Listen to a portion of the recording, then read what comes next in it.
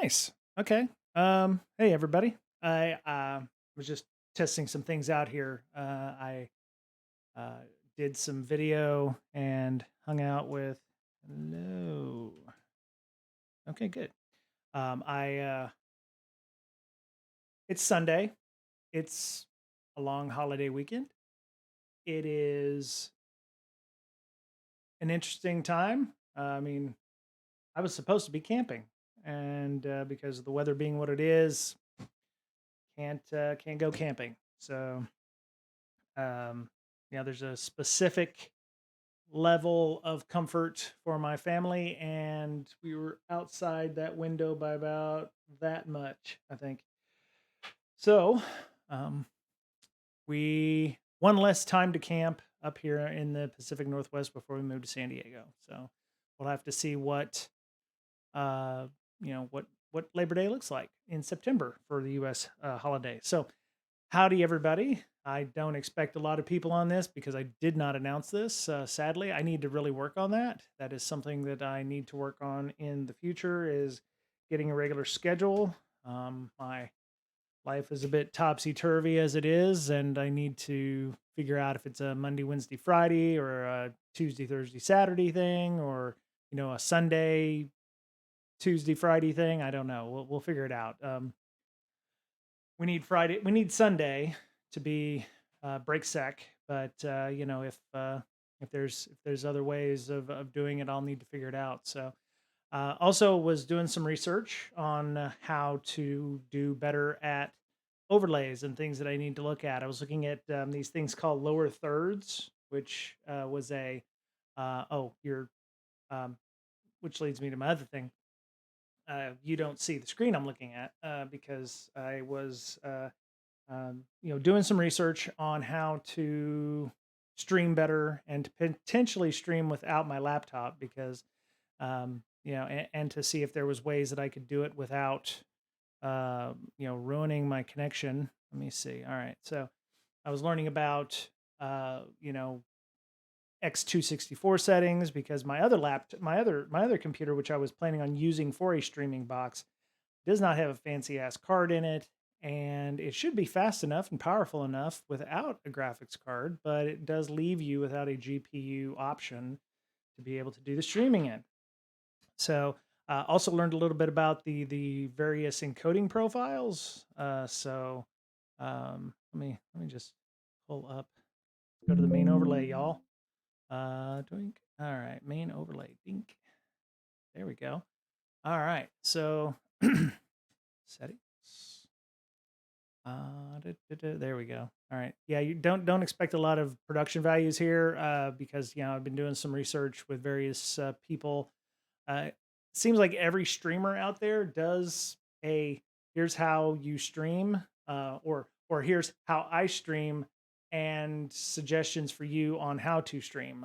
Gaming careers is one that I read up a bit on and watch a lot of that person's output.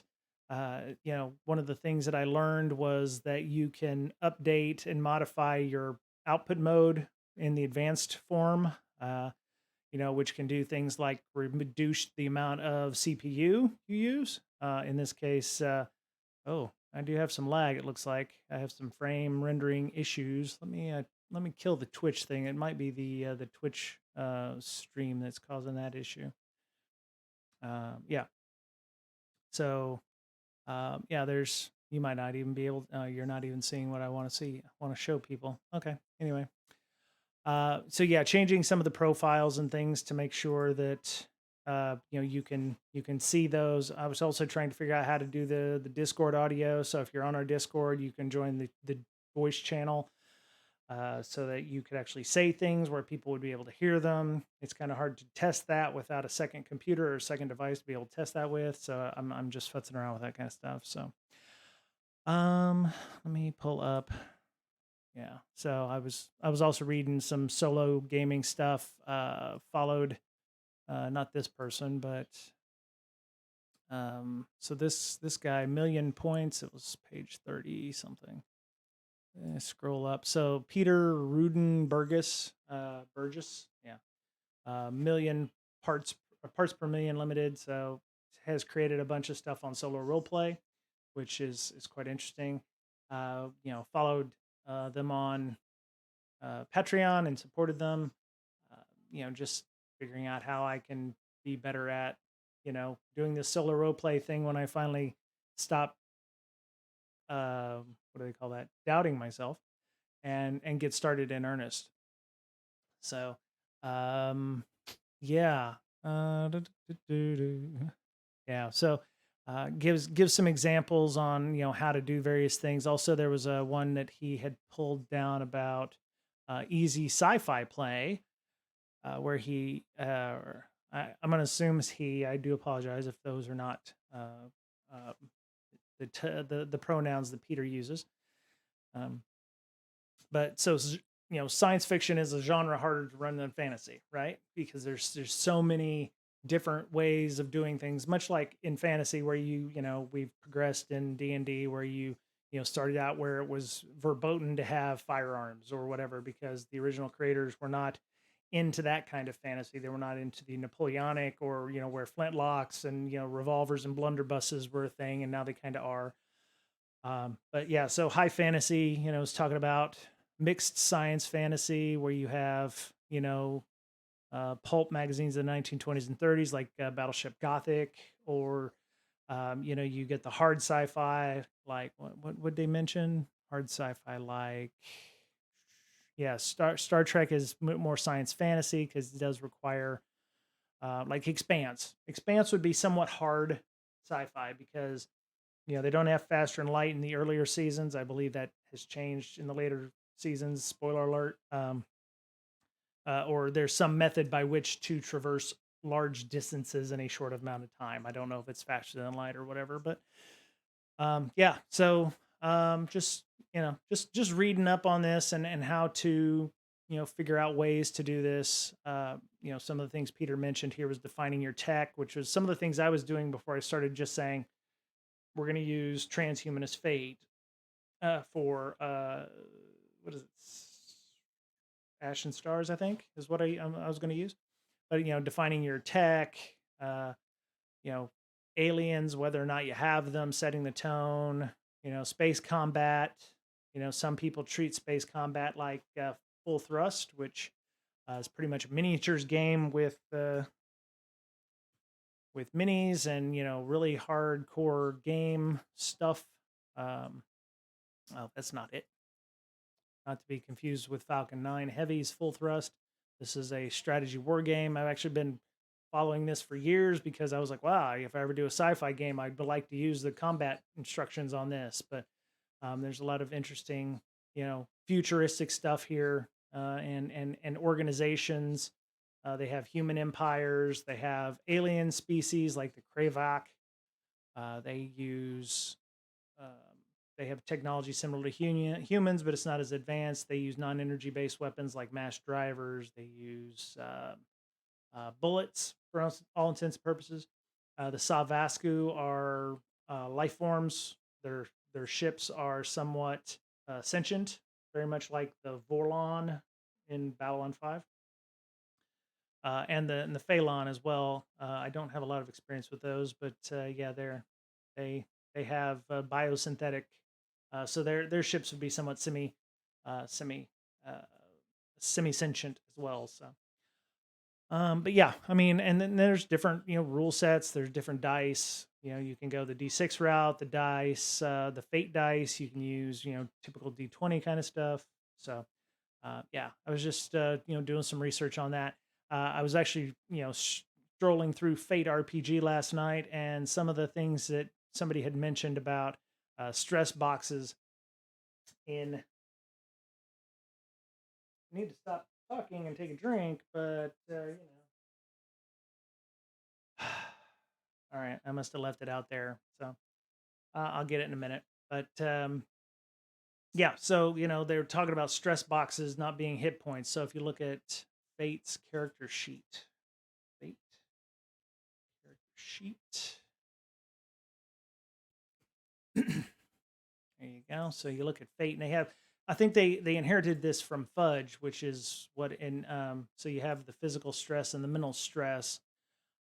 Something that they had mentioned on this was doink, doink, doink, doink. So you go see your physical stress and your mental stress. If you think about it, these stress tracks are not so much hit points; they're a timer, and it talks about how well the battle is progressing between your party and others. So, if you used it in aggregate or you used it uh, with in a solo area, if I have 4 hit points or if I have four hit boxes, my the bad guy has 5 hit boxes.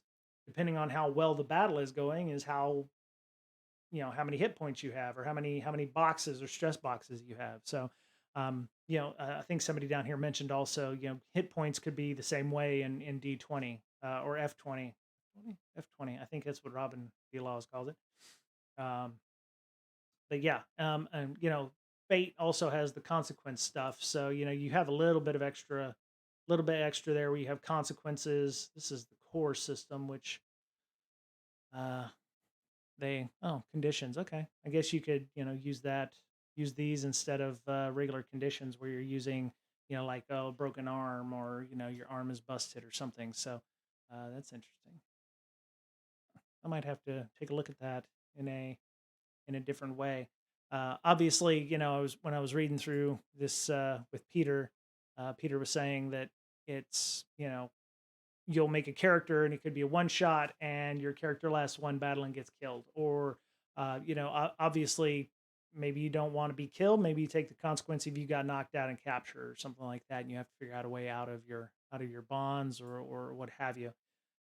Some people don't like the idea of complete and utter death. Some people get attached to their characters and don't want their characters killed. I have heard several actual play podcasts where somebody got upset because their character died. I have never actually been attached to my character enough. Maybe that makes me a bad RP person. I don't know. That I need to, start feeling my character, if you will. But yeah. So, oh yeah, here's consequences in this sheet here when they're talking about consequences down here: mild, medium, and severe. Open an image in a new tab and boink, boink, boink, boink, boink. Yeah. So you get consequences based on mild, moderate, or severe. If it's a stress consequence, it could be, a broken leg, sprained ankle for a mild, something that would hinder your movement, or if you're trying to do an overhand swing or something like that, it might cause you problems.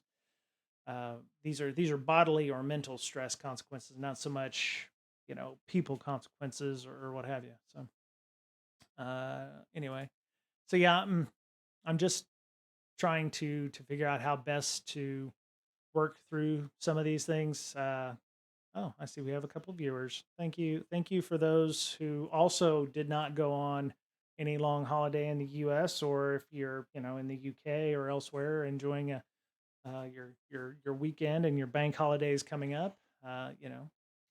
Appreciate you being here. I'd like to thank their wolf, on for following us on our channel, and InfoSec House, which I think I mentioned the last time, but I wanted to make sure I did not miss that person. So, but yeah, just it's going to be interesting playing just by myself. The one thing, all by myself. Peter did mention that uh, we should not get discouraged if our streams don't don't judge yourself against professionals. So, they mentioned the biggest player in this space is Critical Role. And in solo play, it's me, myself, and Die, which I have watched and 100% did not, I did not even, I should have realized if they have the host has a multi-camera setup. So there must be some editing going on there. Did not occur to me that there's been some modification or editing of the video, and that it's hyper value. Yeah, don't mistake them for real life. Heavily edited, especially Critical Role. But me, myself, and Die. That person who runs that probably edits out 20-30 minutes worth of, oh, let me go look up this table, let me go look that up, and not all the time will we have that. So maybe there may be some lulls in the activity. It may be that We have I to keep things speedy. I'll try to have as many tables available to myself as I can, but it may depend on the listeners themselves if they are, helping out, if they want to, give ideas or suggestions or ways to make the stream a little better. So I'm going to turn off the role play tag on my stream because yeah, I think I'm screwed either way. I think I put myself in science and technology and also role play. So I'm talking about role play in science and technology and probably shouldn't do that. So, but yeah, I'm hoping to start that in the next couple of weeks. I'd like to do that maybe on the Saturday here, where I'm doing this. I just need to finish my character sheet up. I may record a session 0 without this, so that I can play around a little bit, and I'll just import the video, which I found you can do in Twitch. So, um, yeah. So, oh, getting some lag and render lag. Interesting. Interesting. I hope it's not awful. Okay. So I was wanting to do some more Hack the Box Academy at a minimum. Oh my. Okay. So okay. Yeesh. Okay. Yeah, that's rough. Okay. Oh my God. Okay, what's going on here? My frames per second just continues to go down. That's not good. All right. So go here to continue. All right. So I think Thursday we worked on a little SQL map errors. Friday we worked on some SQL map errors. Yeah, today's Sunday, isn't it? Yeah, not bad. That's how we can screw people up. So gonna go ahead and minimize that and minimize the Discord. All right. Oh, and turn off preview. Preview also causes issues regardless, I think, of the system. So handling SQL map errors. So if you remember correctly, we ran SQL map with an HTTP request. There was some post items. Some of the examples that we got here were, you know what? One second, I'm gonna go get my water. I'll be right back. Talk amongst yourself.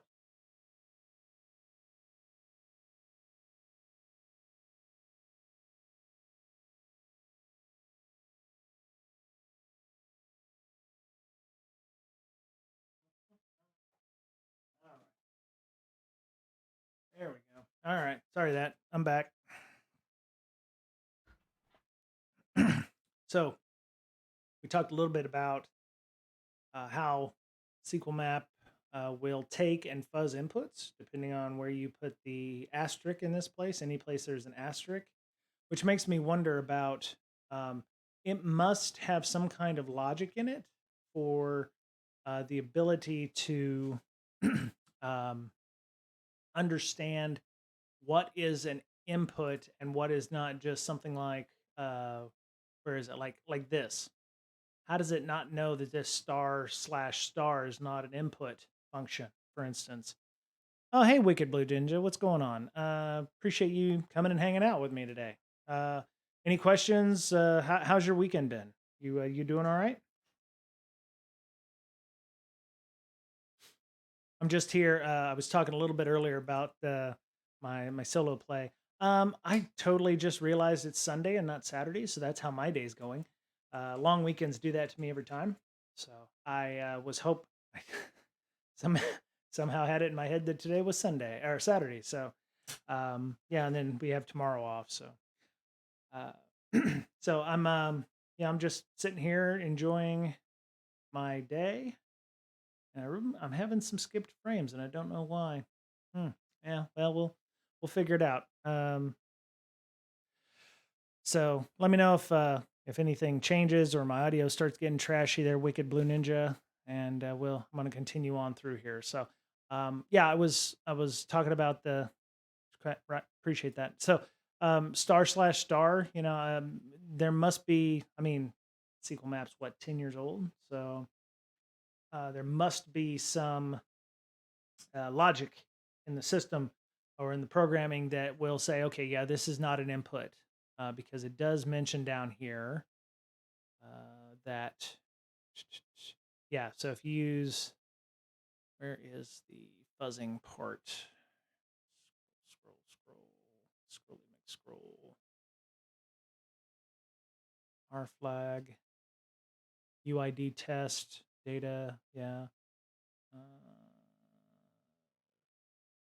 I meant the university part.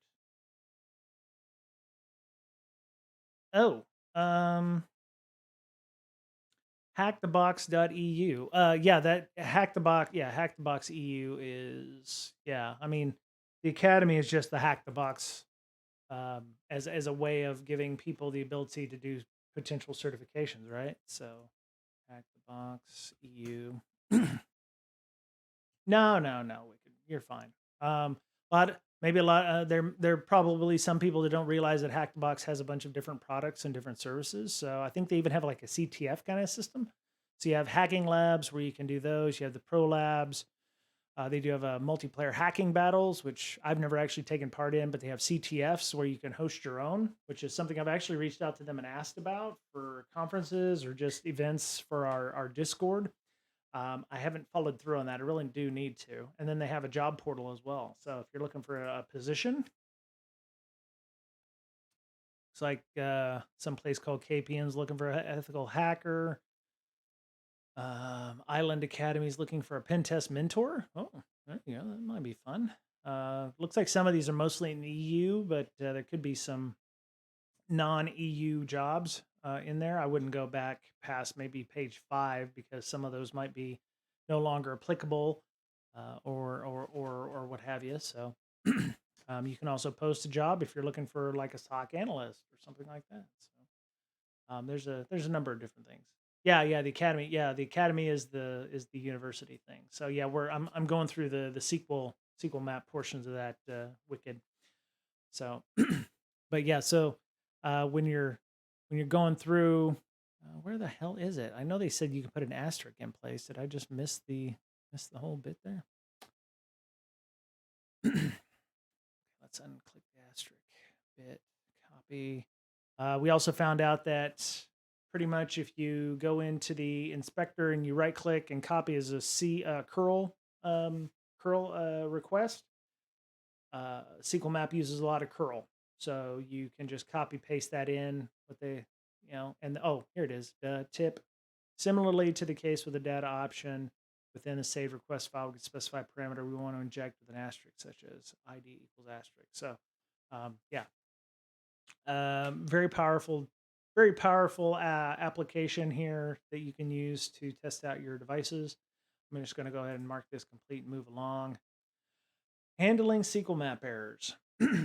So, says we may face many problems when setting up SQL map using it with HTTP requests. In this section, we'll discuss recommended mechanisms for finding the cause and properly fixing it. I had an issue where I was parsing out some of the exercises last time we did this, and it told me it wasn't a valid uh, request. I was doing something wrong. And fortunately, I figured out the answers to that just by searching for them online. And they say you can parse the errors to parse the DBMS errors, if any, and display them as part of the program run. So I'm assuming what they mean here in parsing errors would be if the database comes up with some kind of weird error message, or if there's some kind of, it gives you an answer. You might actually potentially use parse errors for finding SQL injection flaws, right? Like if you're doing a query and saying, looking for a table that starts with a B, you can, parse those errors out to find out, well, was there a table that starts with the letter B? Is there a table that starts with the letter BA? Is there a table that starts with letter BB or BC, BD, BE, that kind of thing. So they say, first step is to switch the parse errors to parse errors and display them as part of the program run. So there's, let me see, parse DB error message, SQL state, syntax error, access violation, 1064. You have an error in your SQL syntax. Check the manual corresponds to your MySQL server version for the right syntax to use near blecky at line 1. So yeah, see, somebody's attempting to do something uh, to figure out the errors in your SQL database. The other good thing is, if you didn't know what database it was, you now know it's a MySQL database, right? And that will that's pretty cool. Thus giving us clarity on what issue may be so that we can properly fix it. So yeah, if you've encoded something wrong or you've written your request incorrectly, maybe the output isn't what you expected. So you may do a more verbose, or you may parse the errors to find out they've implemented some kind of security function, in the database or in between the database that's would tell you, oh, you return a something you weren't supposed to, and okay, now I know why that is because it's doing X, so I need to do Y to counteract that.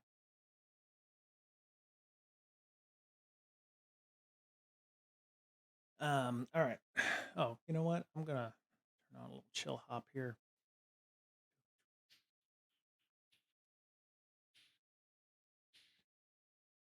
Okay.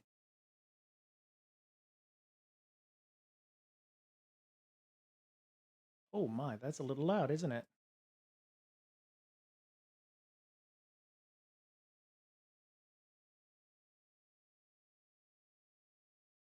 That's not the one I wanted to do. Okay.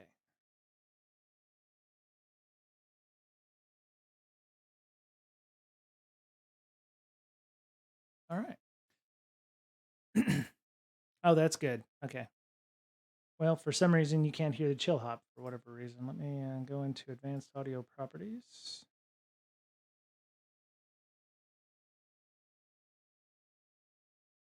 It must be the yeah. All right. Well, I can hear it. All right. Well, I'll have to fix that later, I think. So, all right. So we'll store the traffic. Storing the traffic with the dash T stores the whole content to an output file. Yeah. Well, sometimes I hear music in my head. They're wicked. So, um, I just like to assume that everything is all copacetic, and we'll move along. Why not? What? Uh, oh, okay. So that's correct.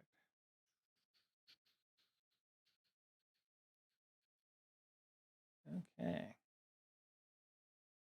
Cancel. All right. So, SQL map dash u target.com. Interesting. Uh, hmm. They, is target.com. Turn that down just a little bit more. There we go. They were hitting target.com there. I think that's a legitimate website, not a go target.com. Open in a new tab. Yeah, wow, okay. So I'm thinking maybe you shouldn't run SQL map on a website like target.com, even if it is just testing things. Seems to me that would be something I would not do. So Wicked, you're saying I like Hack the Box, but I wish I could get some explanation at times. What in what way? What are you looking for in terms of explanations?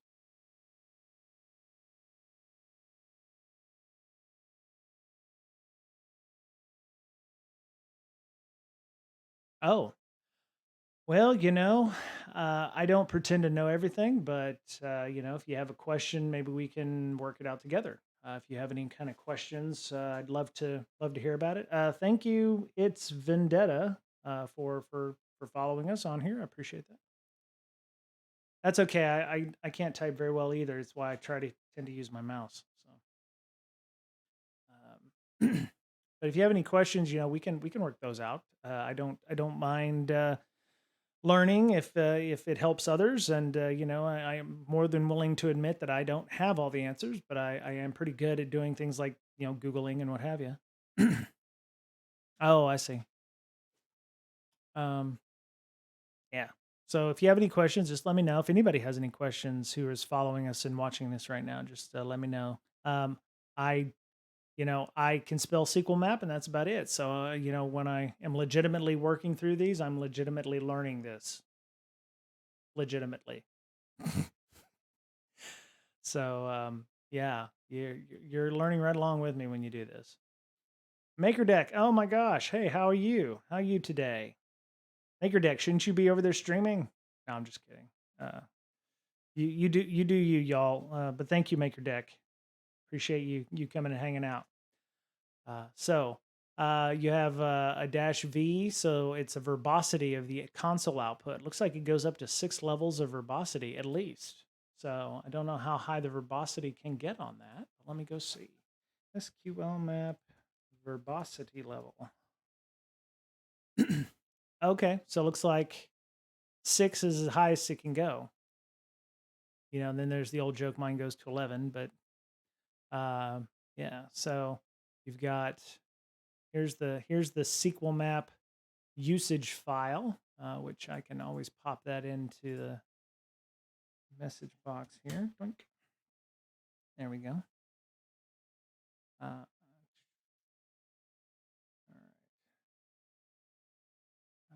Huh.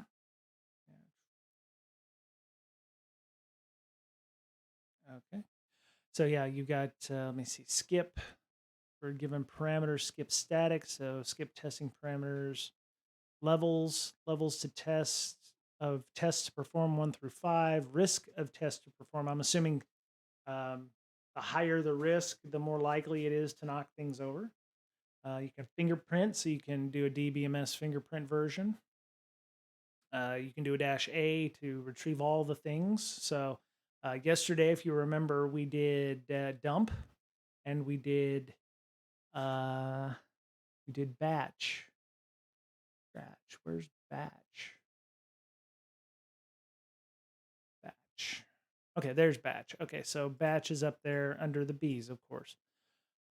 So these can never ask for user input, use the default behavior. So and that's what the hint said. Never ask for input. Just assume everything is copacetic. So, but yeah, so that's the usage. If you want to go check that out, that's not helping anybody. So I'll go and turn that off. All right. So as we see, V6 will print all errors and full HTTP requests to the terminal so we can follow along with everything SQL Map is doing in real time. It's going to get real.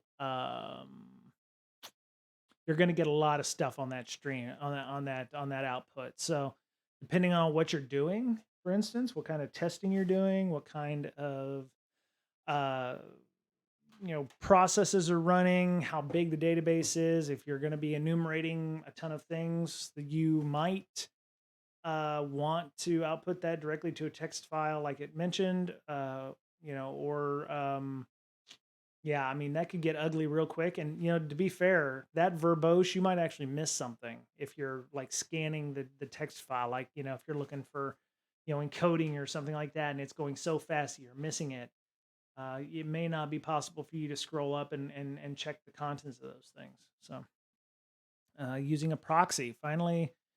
Okay, yeah, so this is obviously Burp's suite. So we can proxy the connection, redirect the traffic through a man-in-the-middle proxy. You might also use proxy chains if it's using a non-HTTP type or non-HTTP type request. So if you need a SOX proxy or something like that to proxy all of your traffic out through it, not just um, SQL map related items, you'll have to go set up proxy chains. I think we did that once or twice back previously.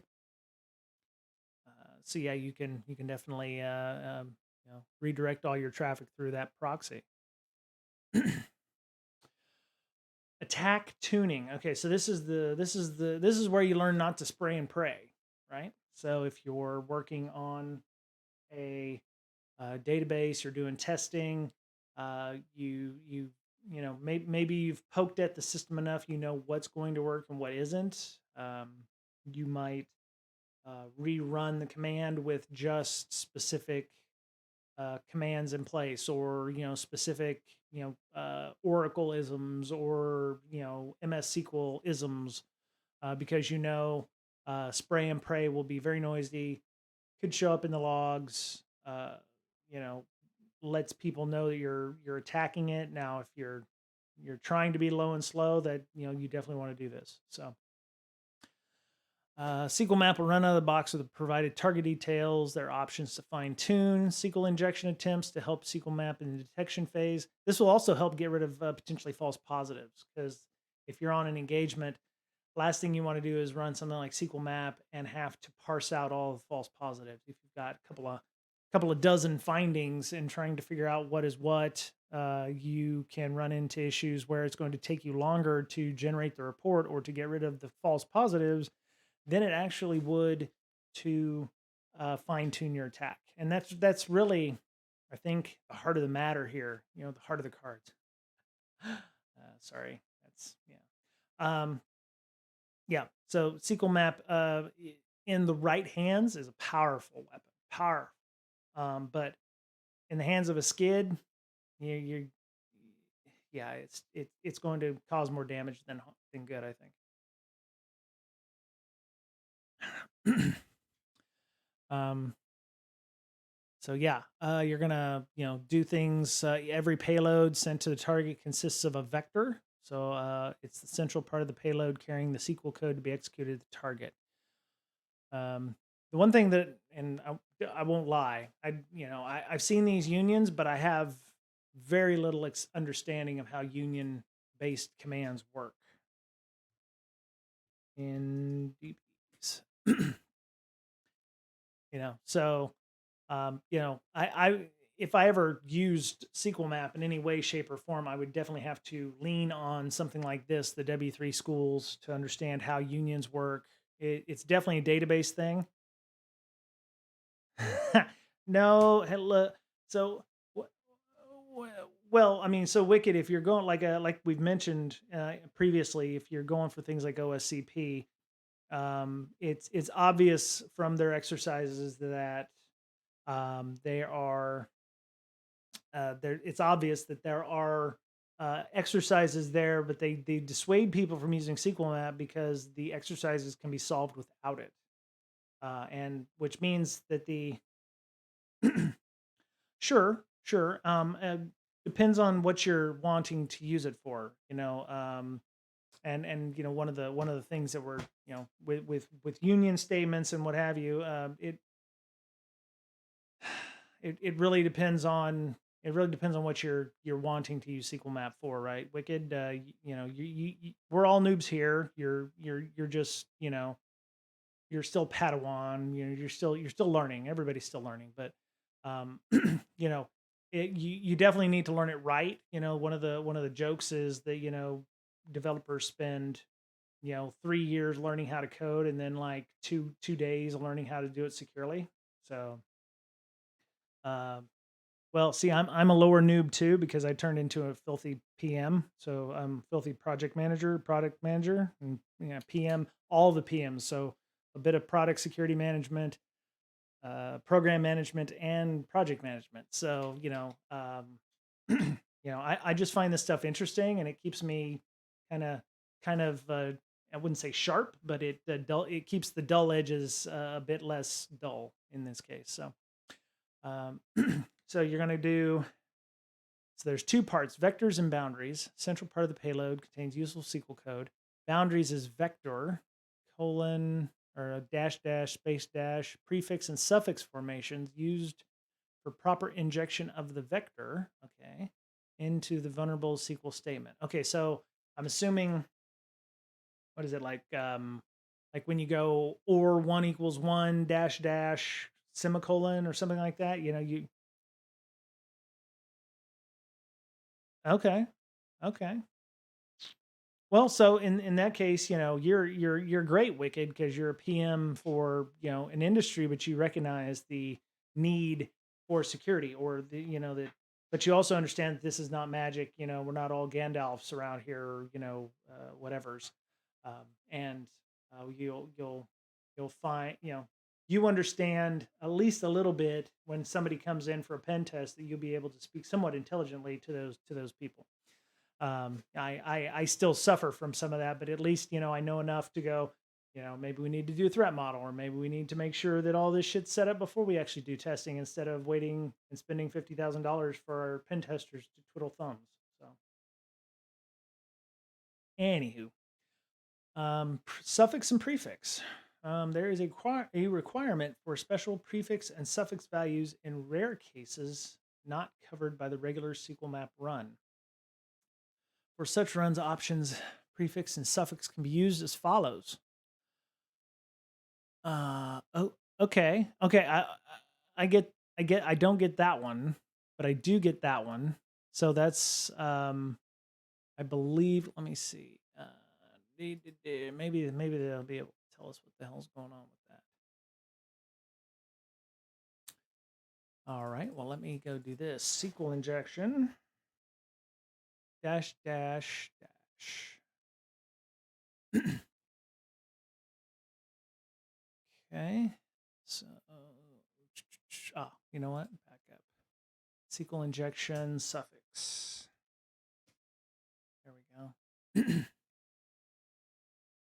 So here's a blog post about SQL map options, right?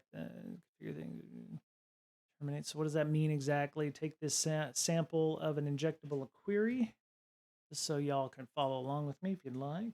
Here's the link.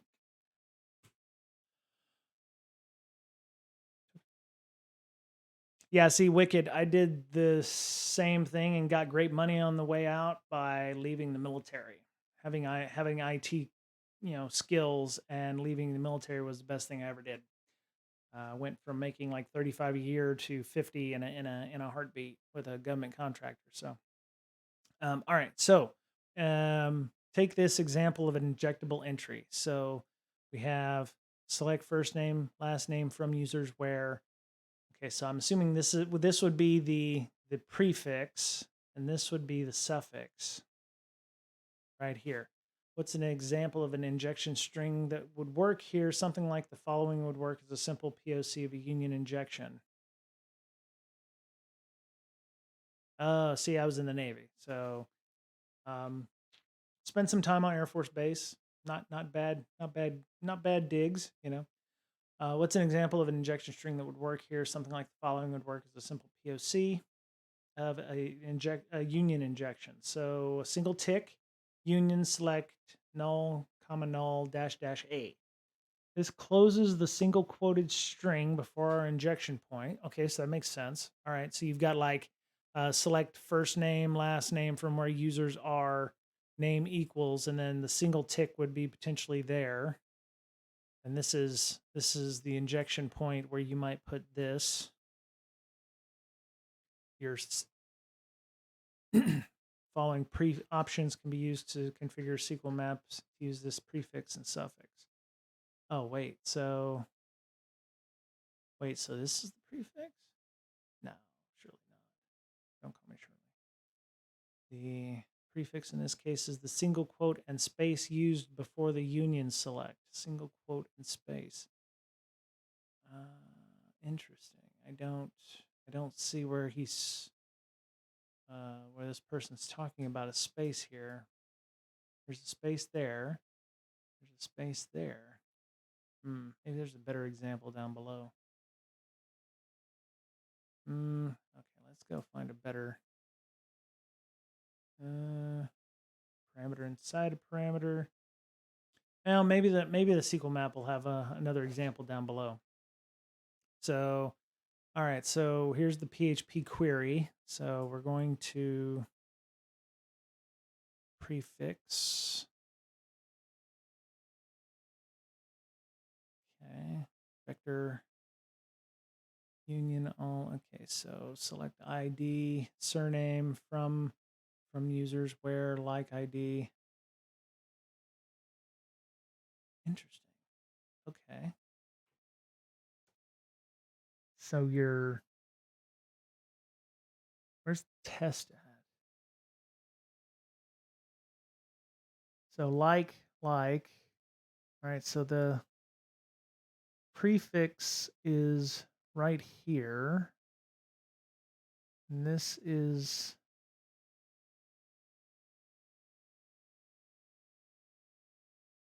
oof. Okay. I'm going to call a mulligan here because it says this is a rare case.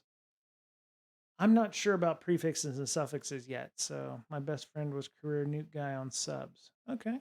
I had a friend of mine who was a Knew him in high school. Was actually the one who suggested I go to the Navy behind him about a year. He ended up on diesel subs. I think he spent a couple years on nuclear subs, but he retired as a senior chief. So, um, yeah, went to his retirement up here in Seattle. So, I'm hoping the exercise doesn't require a prefix and a suffix. I'm going to skip this because it mentions rare cases. So I'm hoping that you don't need to actually have a prefix and a suffix in the exercises down below, because that will make this a lot more painful. So we're gonna the vector. So they talked about the vector bonded with the prefix and the suffix will result in the following valid SQL statement at the target. So this is apparently a valid SQL statement.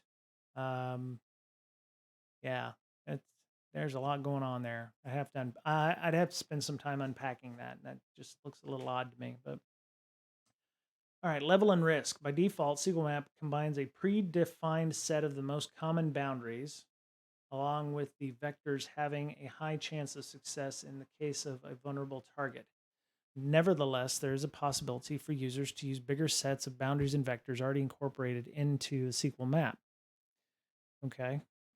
So that makes sense. They have, they've seen it all in terms of SQL injections, and they're using their best guesses to help you find what works. Um, Bloodbound 696. Hello. Yeah. Ooh, another hacking stream. If you want to call it hacking, that's fine. That's cool. I thought I turned off the role play channel, but yeah. Thank you for coming and hanging out. Yeah, we're okay. Cool. Thank you, Bloodbound. Yeah. So we're talking about level and risk. So options 1 through 5, default 1 extends both vectors and boundaries being used based on their expectancy of success. The lower the expectancy, the higher the level. Okay, so yeah, so there's the default one. So these are the most likely to work versus number 5 being the least likely to work, but could work in certain cases. Maybe one works, maybe 1 through 3 works really well if you're, bog standard MySQL with no security in place, or no WAF, or no, input validation or anything like that.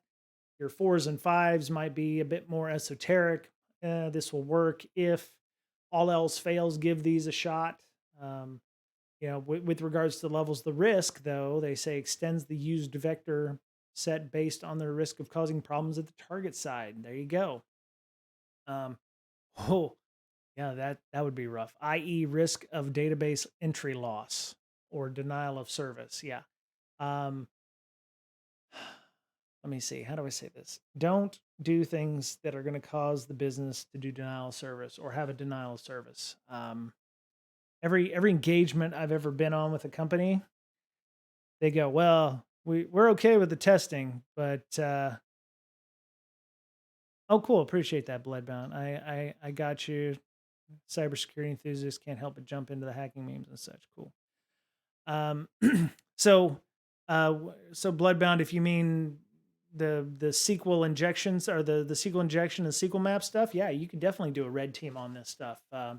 And depending on how you determine what a red team is, some people determine it to be like, maybe you have an internal pen test team, or maybe you have your third party come in and, try to act like a bad guy. A lot of people believe red teams are more objective based, like, we want to be able to access certain things. I mean, there's a lot of different definitions on what these red teams are.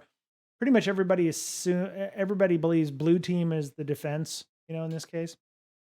And then there's purple teams, and oh shit, you can go down. I mean, they have some people have stated there's orange teams and green teams and all this stuff. And I'm like, look, you're just trying to make shit too complicated. Like, do your thing, but don't rip the infrastructure apart because we've got a business to run. 100%. Right. Yeah, every engagement that I've been on in a consultant format, where you have a company come in and go, well, we need a pen test and we need PCI pen test done. And Potentially, yeah, Bloodbound, yeah. Um, Seems like Rainbow Six Siege, yeah. You get customers that are like, "Oh, well, we want you to do testing, but we don't want any denial of service stuff." Most consultancies don't do denial of service tests on purpose. If a denial of service does occur,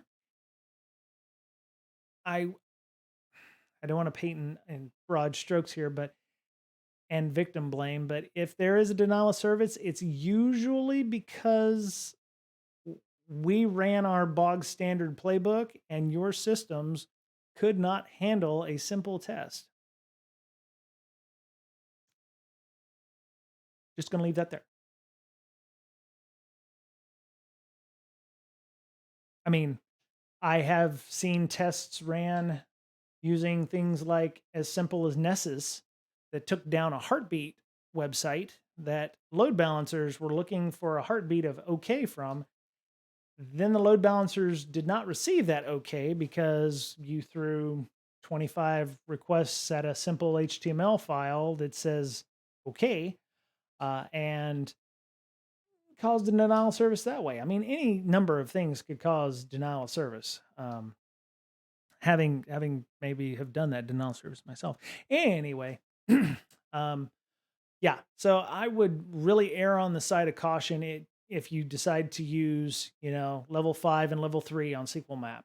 Uh, really need to know what you're getting into. I would almost argue 5 and 3 don't need to be used ever. Um, I would say keep it to one or two on both the levels. On the risk, I would say no more than two, and really know what you're doing. If you start, delving into the higher risk areas, I would have it in a test environment only. I would never attempt to run SQL Map on a production environment unless you absolutely know what you're doing. All right. The best way to check for differences between used boundaries and payloads for different values of level and risk.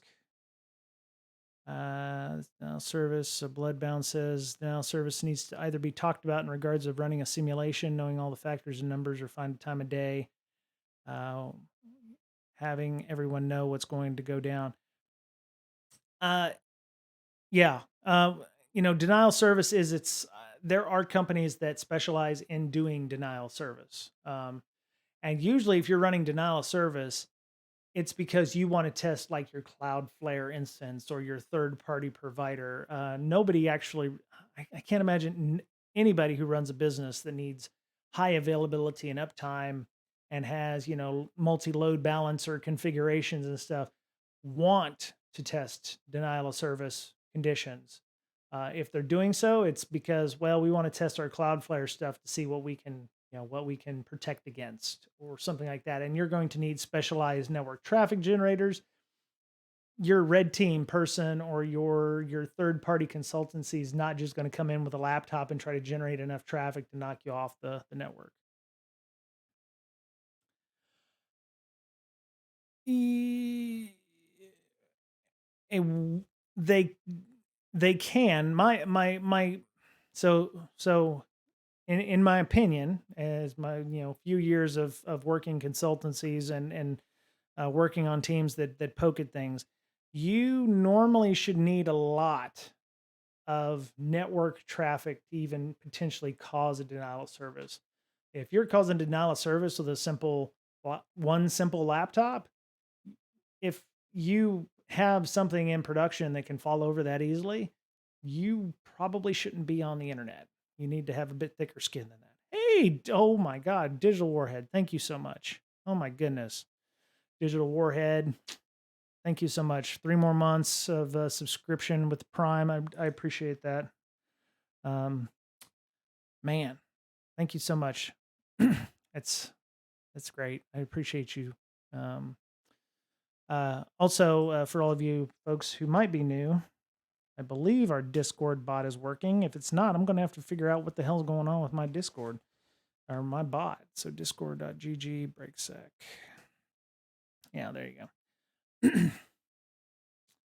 Well, firewalls can filter traffic. The problem is they aren't. I would say firewalls are not necessarily designed to handle large scale denial of service attacks. Um, which is why the Cloudflares and the Fastleys and your SSL terminators and your TLS terminators exist, right?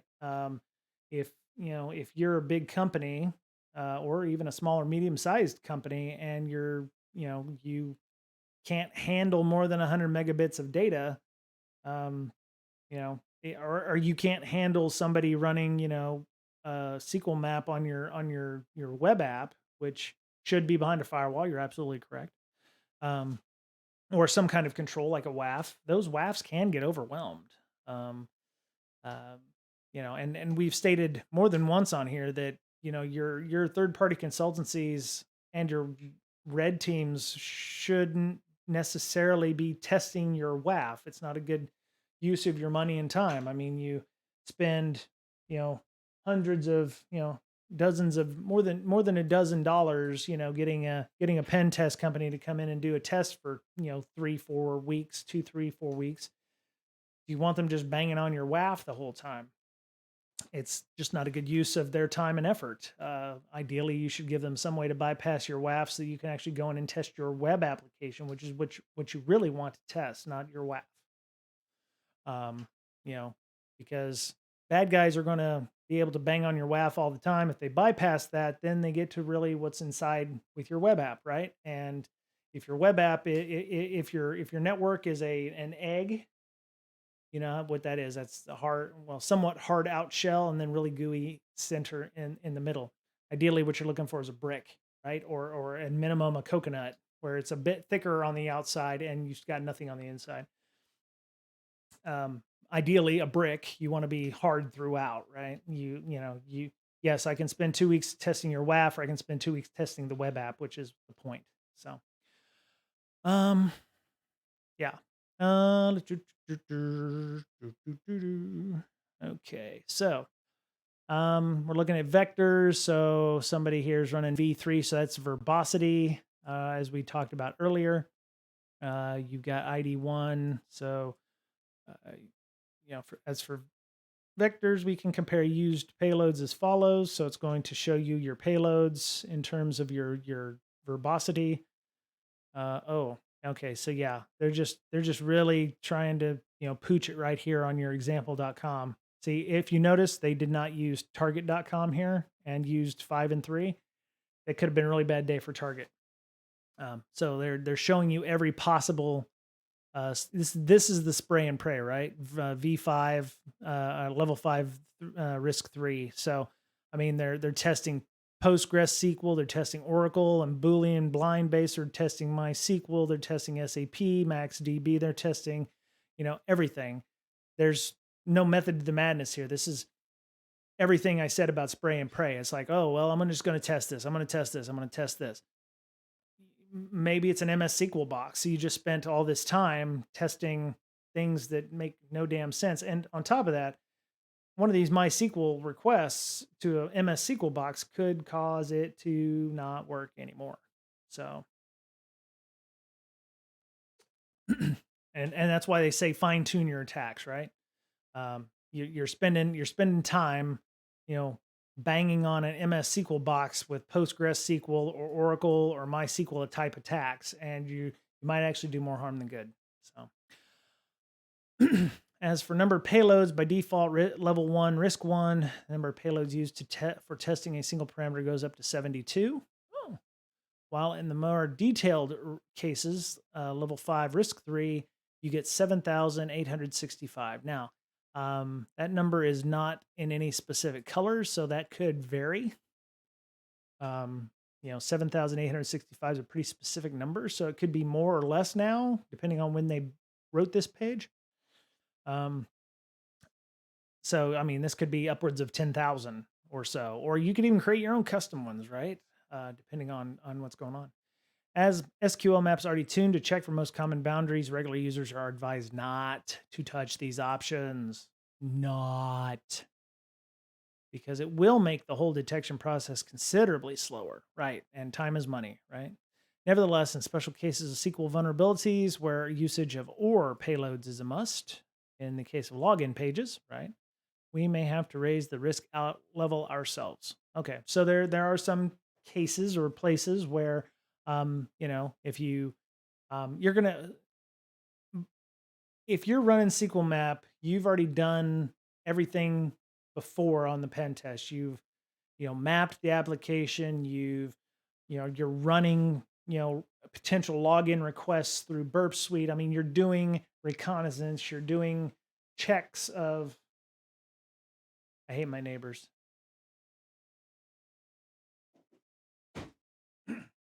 Pacific Northwest is the only place where they'll mow the lawn in the rain. Never did that when I was a kid. You're going to map the application. You're going to test all of the links on the page. You're going to be looking for hidden files. You're going to be, running this stuff through a Burp Suite. Looking for potential issues before you even attempt to run SQL Map. If you just, start up day one running SQL Map, you're probably, oh yeah, yeah, neighbors being what they are. You probably aren't doing it right. I mean, unless you've been given specific instructions on what to test and where, and here's a URL. We just want you to bang on this for a couple of days, which hasn't happened to me yet. I've been involved in 30, 40, 50 um, engagements, and it's never been, hey, here's a URL, just bang on it for a while. So anyway. Advanced tuning. To further fine tune the detection mechanism, there's a hefty set of switches and options. In regular cases, SQL Map will not require usage. Still, we need to be familiar with them so we can use them when needed. Or, you just go over here to the man page that I had up here earlier in chat and, read through some of that. So status codes, for example, when dealing with a huge target response with a lot of dynamic content, subtle differences between true and false responses could be used for detection purposes. True and false being potentially SQL injection, blind SQL injection, where you make a query, it might be a time-based thing. Difference between true and false can be seen in HTTP codes, right? 200 for true, 500 for false. The option dash dash code could be used to fixate the detection of true responses to a specific code. Yeah. Or, you get a 503, it means forbidden. It doesn't necessarily mean that the asset doesn't exist. It means you don't have the necessary permissions, maybe, to access it. So being able to understand those, what your different HTTP codes do and how they're used and what they mean when you get them is very important for mapping your dynamic content. Titles. If the difference between responses can be seen by inspecting HTTP page titles, right. Someone might update the title tag to say log in here versus, oh, sorry, you can't, or this is a redirect. Maybe it'll show you there's a redirect page, so you might have to tailor your responses accordingly. Strings. In the case of a specific string value appearing in true responses, like success, while absent in false responses, the option string can be used to fixate the detection based on appearance of that value, like, okay, or welcome page. If you get a request where a welcome page is what is expected, that might be something where you would pull up on that. Text only. When dealing with hidden content such as HTML behavior tags, script, style, meta, etc. That might come up if the page is all the same except for an error message, or it could be style sheet. Yeah, like a style sheet. Like if an error message shows up in blue versus a success page which comes up in like green or some shit like that. If you see a style sheet where style, h1 color equals the hex code for success, that might be something you could go up against and look for a valid tag on that. Techniques. In some cases, we have to narrow down the used payloads to only a certain type. For example, if time-based blind payloads are causing trouble in the form of response timeouts, we would want to force the usage of a specific payload. We can say this technique to specify the SQL injection technique to be used. Right. So exactly. So time-based blind detection may actually, there, like they said, there's some techniques that might actually cause the system to crap itself. Uh, so you might not run, you might not use SQL map automation for running blind SQL injection vulnerabilities. You may use it for 85% of your testing, but it may come up to putting in the report, hey, we ran SQL map, we found these vulnerabilities, we verified that those were actual vulnerabilities. Unfortunately, you might write something like, unfortunately, during our testing, we noticed some odd behavior from the database and caused a slight slowdown in the amount of processing on the database. We could not fully test blind SQL injection using SQL map, so we did our best efforts, or something like that. Or it may be that the company did not want us to test blind SQL injection vulnerabilities on the database, so that was not tested at this time. You get some of that too. It's like, wow, don't look for this, which kind of should be a red flag. If somebody says, yeah, don't test for cross-site scripting, or don't test for CSRF or cert pinning, for instance. Like, we don't do cert pinning because it's a pain in the ass and it doesn't really give us security. It's more pain in the ass than anything else. So there might be some techniques and some things in MySQL you won't run, and it's good to know how to turn those off if you're in an engagement and you don't want to run it, because you could. The good thing about automating all of this stuff, and that's what happened. As pen testers, we're a lazy bunch. Won't lie. We love the efficiency of automation, so SQL Map is used to automate the boring things, right? And you get arguably more quality pen test if you're not sitting there putting in, "Hey Queen, what's up? How are you doing? Glad you could be here. Appreciate you.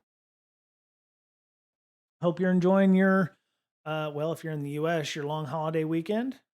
Yeah, we're just running through a little bit of the SQL tuning and fine tuning attacks and stuff. The video will be up, a bit later, but or it'll actually be up as soon as we get done streaming. If you want to run it again, we have for those of you who've never been here before and are just checking this out because of the long weekend, I have about 140 hours of VOD that are available, and a lot more over on our YouTube channel.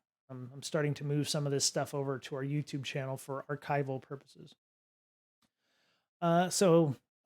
Okay, so as I mentioned earlier, union is something that I don't understand in many cases. Oh, Queens and my daughter, my wife went to LA last week for a conference, and my daughter was feeling kind of shitty. And Thursday evening, we tested our daughter with one of the at-home tests, and it's supposed to be a 15-minute wait to find out if you're positive or negative, and hers was like 30 seconds, and it was like 2 lines. She was the COVIDs. Thankfully, I did not get it. My wife's had it at least twice. She's fully vaxxed. She's got 4 shots. I only have 3 shots, but yeah, I have yet to get it, or if I've gotten it, it's been so mild. I just assumed it was rhinovirus or something like that, because I have allergies and rhinitis. So, but I'm glad you're feeling better. We want to make sure everybody stays safe. So, yeah. Anyway, as I was saying earlier, I'm not familiar with how union works in databases. I'm not a database administrator. It feels like there's a way to connect databases together with like entries, maybe. But we're gonna find out. I really should probably do a whole section on that, just out of curiosity. So in some cases, union SQL injection payloads require extra user provided information to work. Oh, okay. Oh yeah, she's on the mend. We tested her this morning, and she came up negative. So her viral load is either low enough that the PCR test does not see the COVID anymore, or she's well on her way. So yeah, We kept her home on Friday. She was unhappy about that, but yeah, she it was probably better we did, because she probably got it from some unhealthy some bitch at the school. So um, anyway, so we can if we can manually find the exact number of columns of the vulnerable SQL query, we can provide this we can provide this number to SQL map with the option union calls, which would be columns in this case. So union columns equals 17. In case that the default dummy filling values used by SQL map, which is dash null and random integers, are not compatible with values from the results of the vulnerable SQL query, we can specify an alternative value instead. Union character equals A. Okay. Oof.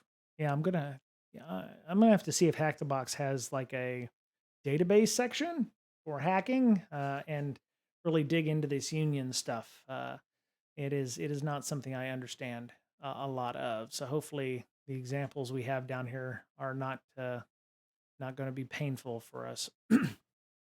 Furthermore, in case there's a requirement to use an appendix at the end of a union query in the form of a from table, in this case Oracle, we can set it with the option union from users.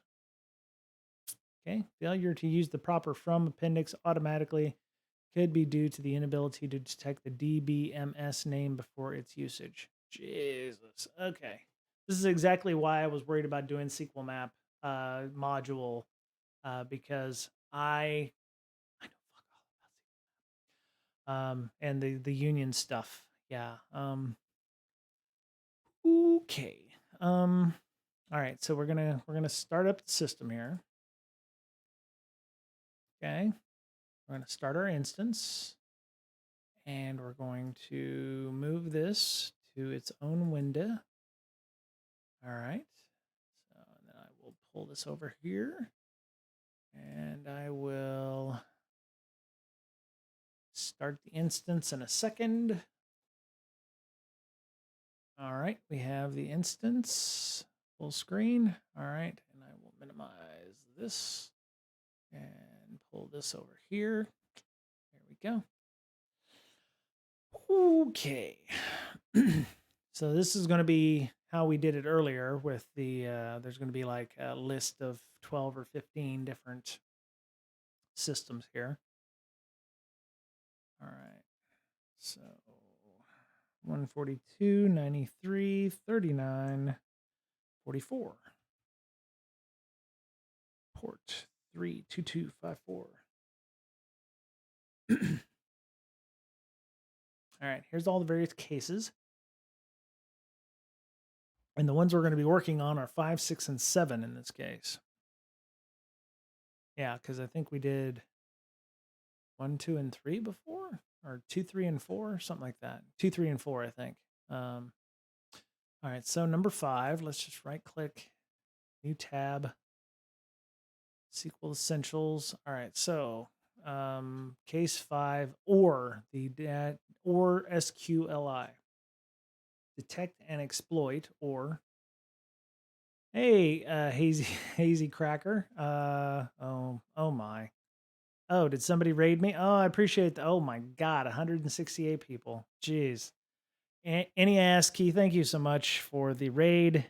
My goodness. Okay, well, prepare to be amazed. We're running through some SQL map right now, so I'm gonna go be playing around. Hey, Riser Robot, how are you doing? All right, so I'm gonna click here, and all right, so we have I'm assuming we're using the same database as we used with the other ones. So Maynard Rice. If I go to 2, you son of a bitch. All right, we're gonna refresh. All right, there we go.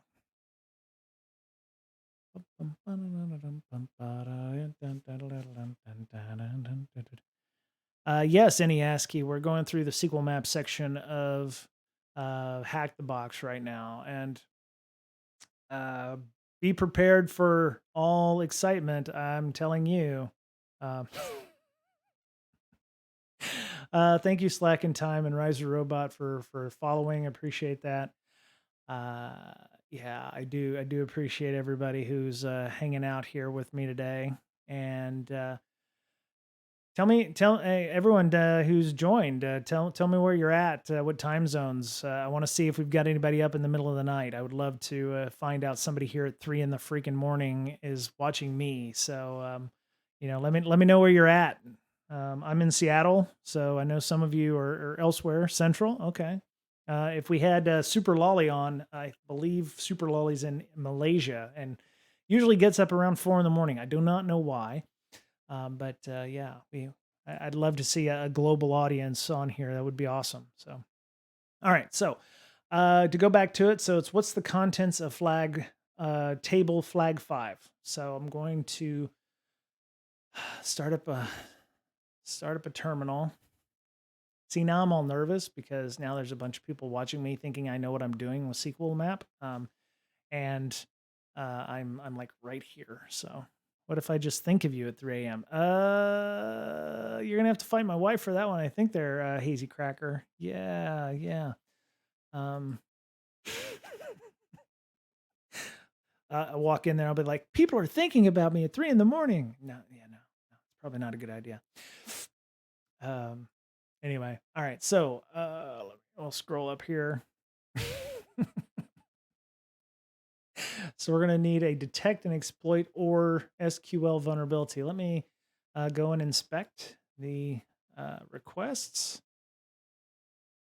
Normally what I had to do with the previous sections was I had to go in here, start up the network, reload the connection, get the case 5 PHP request with ID2, copy as CURL. I'm hoping this still works. Let me go down here and see, just for everybody who's not familiar with how all this works. Let's see what the hint looks like here. You can use the option -t flag 5 to only dump data from the needed table. Oh, okay. Well, that's better than what we did before, which was doing -bash -dump, and which dumped all of the databases, cracked the passwords, and what have you. You can also use the no cast flag to ensure you get the correct content. You may also try running the command a few times to ensure you captured the content correctly. Okay, that makes sense. All right. Very cool. Best time zone. Ah. Welcome, Riser Robot, Slack and Time, any ASCII. British Standard Time. That is a pretty nice time zone. We plan on being in that area in the end of July, where we're going to be taking a cruise from Amsterdam. So, all right. So I've grabbed the request. Y'all got some BST. The folks in England and I believe have bank holidays coming up next week because of the Queen's Jubilee. I thought at least some of my own team members said they're not going to be in next week because of that. Maybe they just yeah, I thought so. Bank holidays. Yeah, I was gonna say some bank holidays going on. So congratulations to your queen. She's got a lot of candles to blow out on her gigantic birthday cake. It's something. Is it B? This is the only part that I don't like because I haven't figured out exact. Oh man, it just died, didn't it? The connection just died. Oh, there it goes. Okay. The scrolling back in a really long curl command just to replace curl with SQL map. SQL MAP. Thursday and Friday are bank holidays. Yeah, that's what my team over there said. So next week for my company is just pretty much shot to hell. Only Tuesday and Wednesday are going to be available to us because I'm out tomorrow. So Tuesday, Wednesday, and then y'all have Thursday, Friday. So good for you. Good for y'all to have that available to you. Okay, and so ID2. Let me see. What do we need? Flag 5. All right. So I got. Let's see, we were looking for ors. OR see, fine tune. All right, so we have prefix and suffixes. I have a feeling I'm going to have to go back and understand what all the union command stuff is because I am not up on the union commands. If anybody has more experience in using SQL Map than myself, I would love some pointers because I am not strong with database hacking, so I'm not strong with pen testing at 100%. So, all right, so we are going to enumerate tables, suffix. There's a batch dash T. Okay, so store traffic to an output file, right? Okay, did mention to do that. Method put. Probably should have been better than a post. Okay. All right, so what do we have here for our command? We have case 5 ID 2 user agent string accept XML web app accept language compressed dash H do not track keep alive upgrade requests. Okay. So contents for table 5. It's an or command or SQLI. Detect an exploit or SQLI vulnerability in get parameter. All right, so the get parameter need to go over to requests.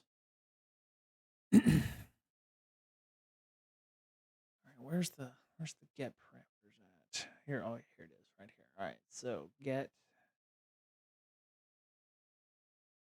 Okay, scheme HTTP host ID2. I'm assuming. All right, so can I copy? All right, so let's go ahead and make a document text file text plain text. All right, so we're going to call this. Okay, so what we needed was, no, that is definitely not what I needed. I needed the entire request, not so the get request. There's the request headers down here. All right. Here we go. Pull that browser window up. It's dragging the bottom here. There we go. All right. Seriously, that is not what I wanted. Okay. Yeah, that kind of works. There we go.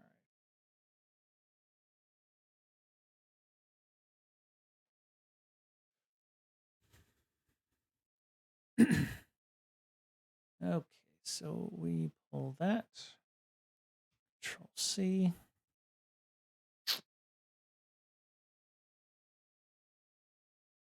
Son of a bitch. All right.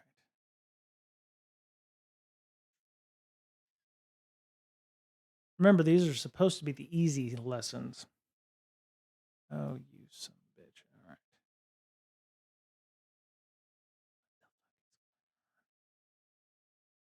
Select all. Control Shift C. All right, there we go. Control Shift V. Or just, paste. Oh, goddamn.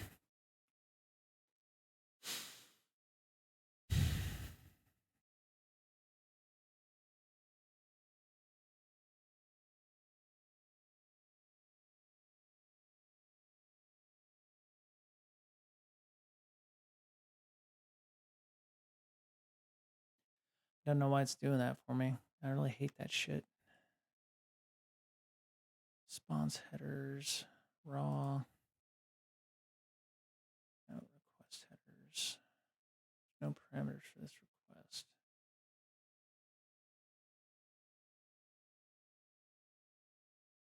Edit. Okay.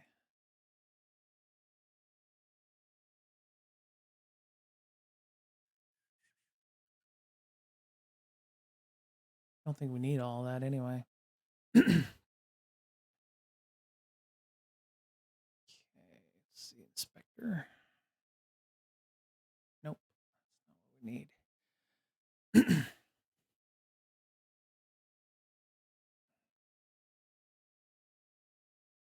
Getting quite a bit of lag on my connection here, so. All right, grab the request headers, which is what I wanted in the first place. There we are.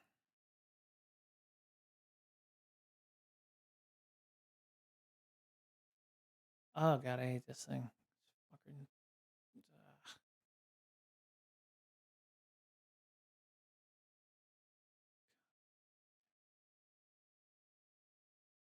I hope that works. That was more than I wanted, but it's kind of what I asked for in it. There's a lot there in there, and a lot of error messages. So, oh shit, did it disconnect on me? Oh good. Did I get disconnected? All right. Well, we'll see. Okay, I have a feeling that that is not how I'm going to get this request header. It's funny, I need to remember how to do this stuff, but I was doing it yesterday. I mean, I got through, or I did it on Friday. I was able to get the request headers with no issues. I'm not exactly sure why I can't copy the same damn thing the next time. So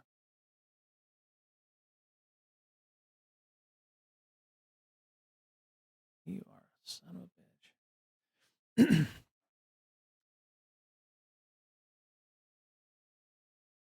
No.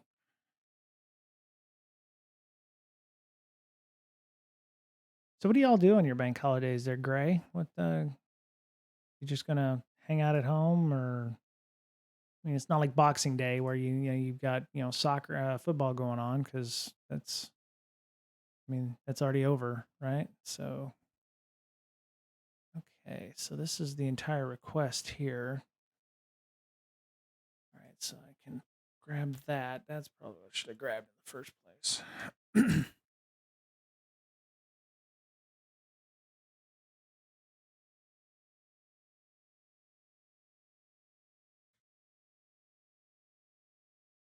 There we go. Okay, so that's better. All right, and then ID2, or ID1 in this case. Just a chill one. You might have to pitch in with on call, but we'll have to find out tomorrow. We've not had any all days this year, so some time off would be cool. Yeah, yeah. I like y'all seem to have more bank holidays than we have here in the U.S. Our next one after this won't be until, well, I mean, depending on where you work, Juneteenth, which was the end of slavery in Texas. June 19th is for some companies. It is a federal holiday. I just don't know if my company works that. And then 2 weeks after that would be our Independence Day in July 4th, or as y'all call it, Rebellion Day.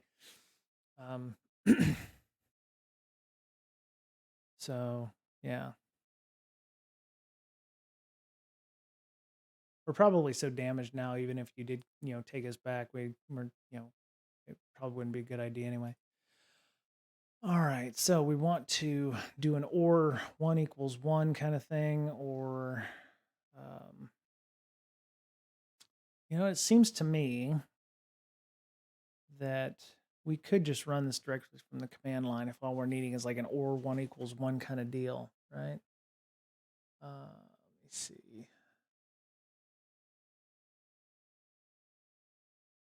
what do we have here. Yeah, I don't know if that's what we want. I was hoping there'd be some source code or something where we might be able to see if they're putting in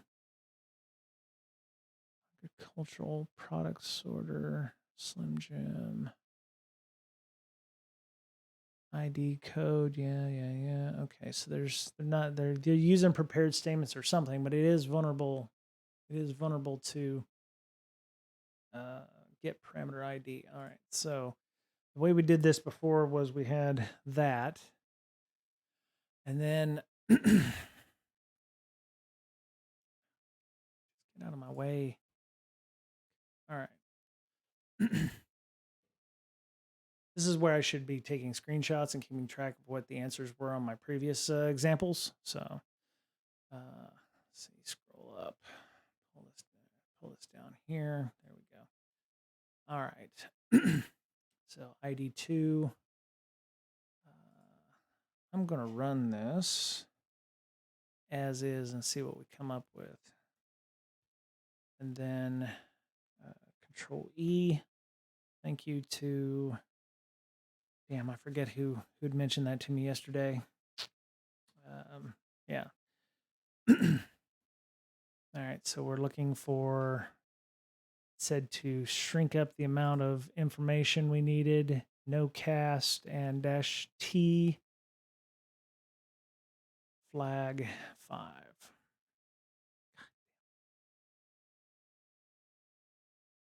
Flag 5.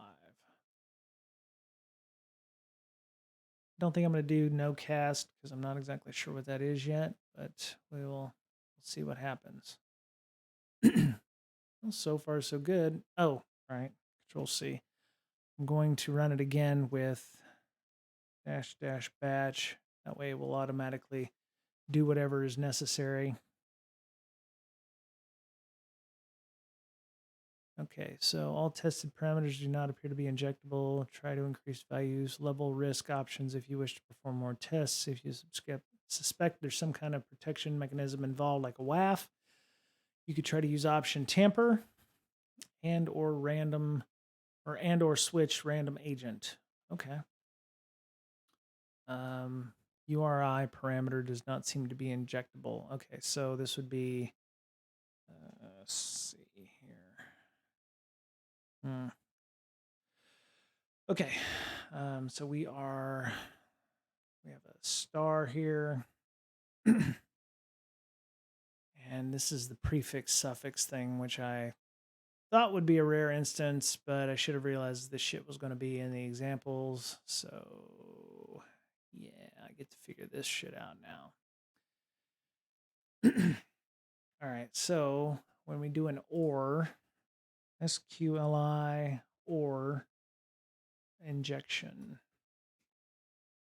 Oops, there you go. All right, we'll go over here to W3 schools. Okay, so this may just be a simple OR 1 = 1 kind of thing, right? So,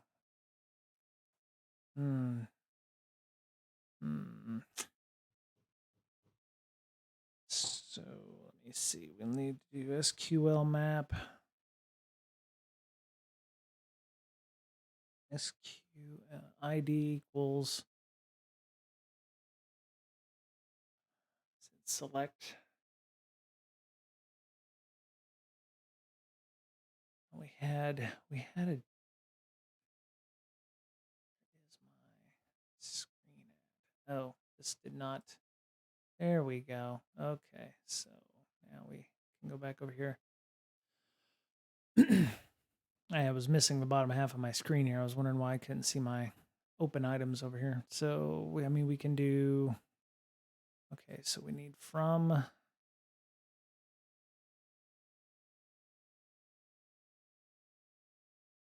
don't know. We could do that. So we need a prefix though. Space or 1 = 1. ID star or. I don't think this is going to work, but we can give it a shot. I don't think this is going to work. So what I do is the way I did it before was we do SQL map -R. Oh, wait, CD desktop.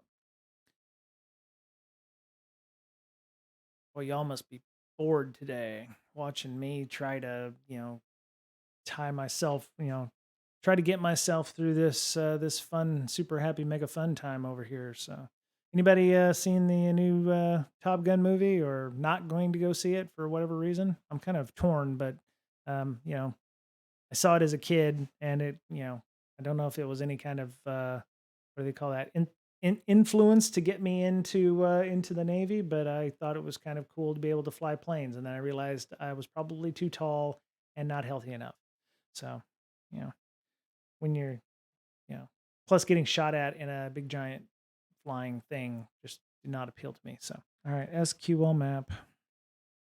All right, dash R, plain text, text, and then I don't think that's going to work. That shouldn't work at all. Yeah, I was going to say this should not work. Okay.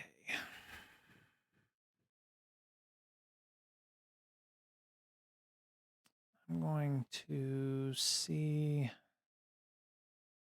All right, union characters, techniques, string equals success, status codes. Okay, here's the usage or. SQL maps already tuned to check for the most common boundaries and vectors. Regular users are advised not to touch these options because it'll make the whole detection process considerably slower.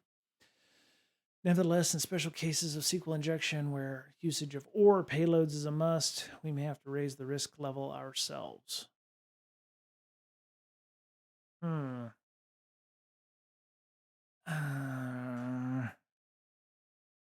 going to suck if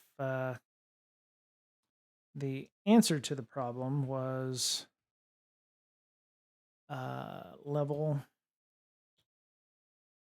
3 risk 2.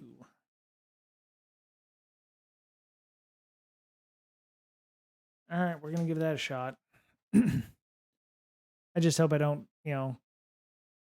it's Sunday their time, so I'm hoping I didn't break their systems by doing so.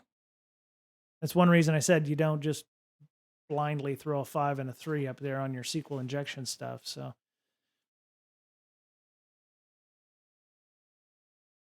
because unless you know what it's doing, which it appears to be doing a bunch of stuff, but is it going to be good or not? Yeah, I think we're supposed to go see it tomorrow around 12:30, noon 30 our time. So it is recommended you only perform basic union tests if there's not at least one other. Okay. Parameter 1 does not appear to be injectable.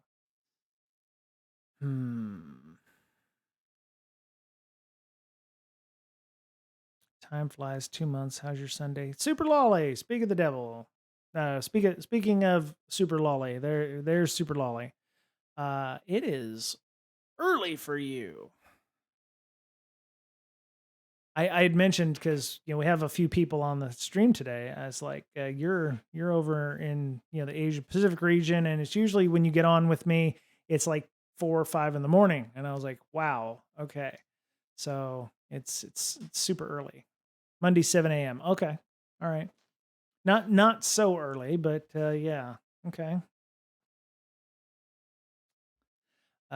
But yeah, so super lolly, everybody else super lolly. All right. Well, I'm going to try level 5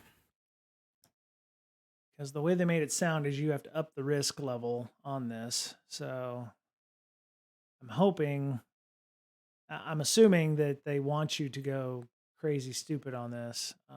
I would rather not, but if the answer is, oh yeah, just turn it up to 5 and 3, that just doesn't make a lot of sense. And this may actually take a little while, so I'm going to let this run.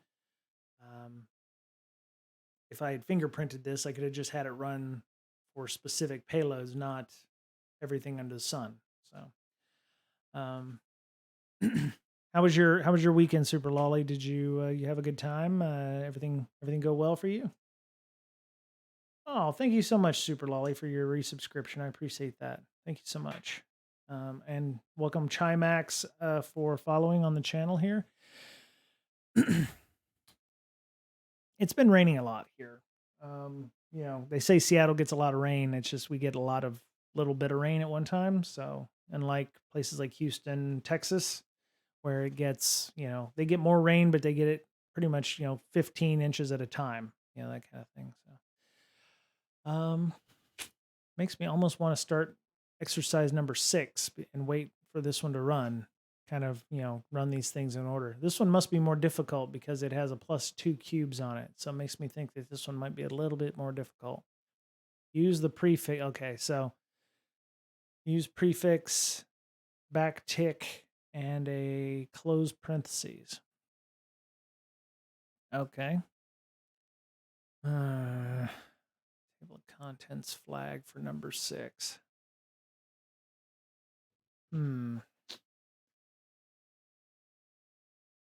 Yeah, there's no guarantee this is actually going to work. So I may end up having to halt my connections here. Let me see what else is going on in terms of, whoa, I got a ton of windows open for, all right. I was actually checking Feedly as well to see if there was, any bad actors or any vulnerabilities that might have ruined the day. So, or the weekend. And if you're running incident response because of something over the weekend on a long weekend, that really just makes for not a fun weekend. So, okay. So I was checking to see who's streaming right now, so I could potentially, uh, you know, weekend was all right. Don't mind me. I'm just stopping by, getting ready for work. No, it's all right. I appreciate you coming and hanging out. I bet this did not work. Let's see. Number 1 does not appear to be injectable. Damn. Okay. Well. All right. Well, they're the ones who said, make it 5 and 3.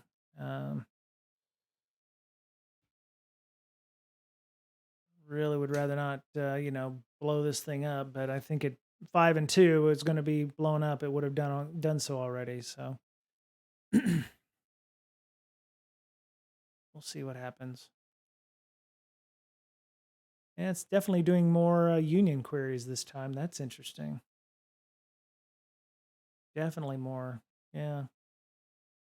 Parameter 1, payload, fetched files, Boolean base. So parameter 1, Boolean base blind, or we're having. Okay, let me. I don't like using the T flag because I think it just serves to confuse me if there was actually something there or not. So. Oh boy, that went really quick, didn't it? Okay. I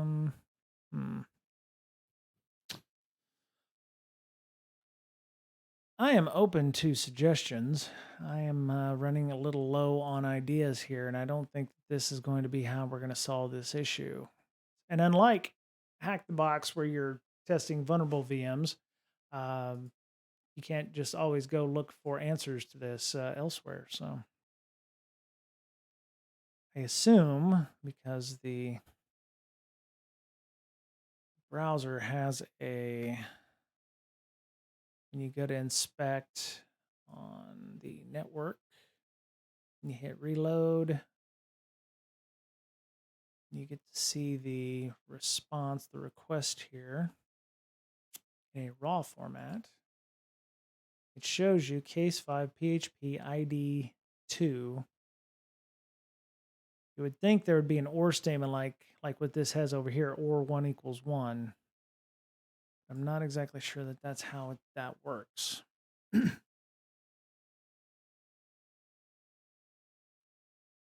Because, yeah, they've got it down here too. SQL statement is the same as above. So my pass, hacker might gain access to usernames or passwords in a database by simply inserting or equals into the username or text box. Well, there was no username or text box for this. There was just, you are a bastard. Ah, you suck. Okay. Oh, that's what it looks like on a mobile device? Okay. Yeah. Okay.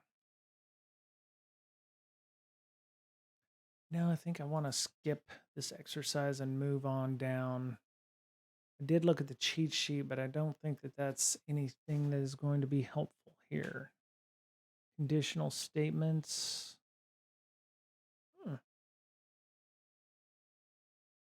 ID1 dump -t users. dash D test DB where name like, and then that's a conditional enumeration. Dash T user searching for data. That's an interesting thought. I wonder what would happen if we just ran that command like that. SQL map dash U, and then it's copy. Yeah, I don't think we needed all the header information. That was just something that was always kind of annoying. Paste. Okay. I said dash T flag 5. I have to do 1. And then dash T flag 5. Data. Let's see, is there an injection? Spawning OS shell. Yeah, that one looks fun. You can always get an OS shell. That's always a good one. List tampers, list all tamper scripts, anti-CSRF token bypass, conditional enumeration, table and row enumeration, basic DB enumeration, specifying level and risk. Hello, Keyroll. Thank you for following. Huh, you have the same icon as my friend Ponysec. I wonder if that's Ponysec I see there, or you just happen to have a My Little Pony icon as well. Let's see, UID data. Okay, I think we're a little bit far below that one. So method put. I don't think this is going to work. Don't think that one's going to work either. They want an OR command, and there's no OR command in there. So, but I don't think you can just blindly put an OR function inside a, unless you do like a %20 kind of thing, like an encoding, like a %20 or %20 1 equals. Hey, Pinkie Pie, how you doing? Semicolon. I don't think that's gonna work, but we'll see. Yes. When in doubt, yes it out. I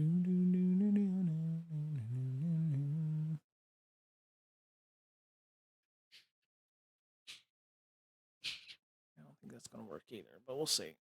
Yes, remaining tests. Test all the things. Okay, well that kind of worked. It didn't come up completely awful, so that's something. I mean, I did get an output. That's better than nothing. Pinkie Pie, if you got any suggestions, I'd love to hear them. Looks like this is a MariaDB fork of MySQL using a Linux 10 Debian 10 Buster. I wonder how the thing handles, dealing with that. 4 1 equals 1. Okay. So does that mean I could run this and that would give me what I needed?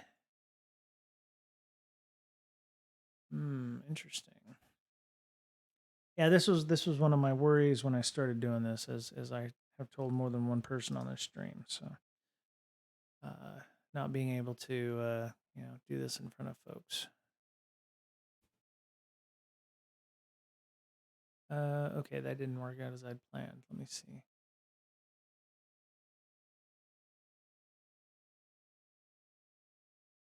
Syntax error near unexpected token. Oof. Okay. Or 1 equals 1. Okay. Specifying a prefix or a suffix.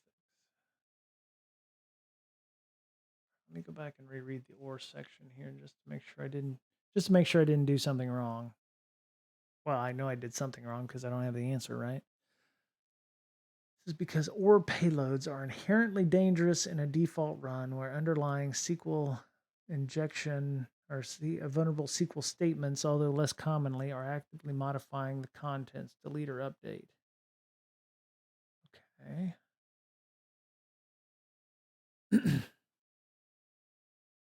Mm-hmm. Because it will make the whole detection process considerably slower. Nevertheless, special cases, SQL injection vulnerabilities. Let's see. SQLi or payloads. SQL map. How to use SQL map test website for injections. 6 cheat sheets to help you find SQL injections. Okay. Yeah, great. Yeah. Is there a command line option? Yeah, here. Okay, payloads. Yes. Payloads. Okay, so we have -u, right? Website, yeah. Level 2, cookie, PHP session ID. No, I did that last section. This level adds 2 types of headers into the mix. User agent header, fir header. Okay. Level 4 seems to mostly more payloads for certain techniques. Oh, okay. They're just running through what L4 and L5s and that are. Okay. Third and final level risk adds. Oh, did I run? I think I ran that with L5, L3, didn't I? Did blow this thing up? Yeah, I did. Okay. OR-based SQL injection test. The reason this is in the highest risk is because it's quite in certain queries can actually lead to updates of databases and database tables. Changing data is never what you would want to do unless you're testing a throwaway environment or database. Agreed. Okay. So, tamper scripts and what do they do? Tamper between random case. Okay, that's not what I wanted. Let's see. SQL map, hack, trick, second order injection. Interesting. Okay. Let's see. Control F or.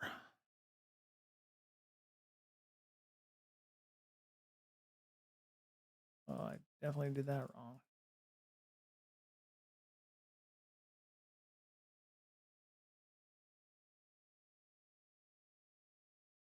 There we go. Oh my God. Okay. That was that's something I should not have done. All right. Nope, that's not good. Okay. Injection payload list. Mm-hmm. Okay. Enumeration. Takeover tools. Single quote or double quotes. Dash or. Oh, I'm a little behind on the stream. Okay. Dash or number. Dash or number. Okay.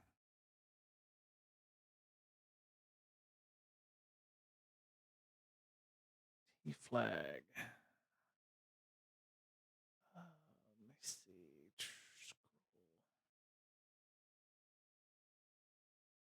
Mid value. Okay, so generic error-based payloads. 1 equals 1 or 1 equals 0. So that would be a false one.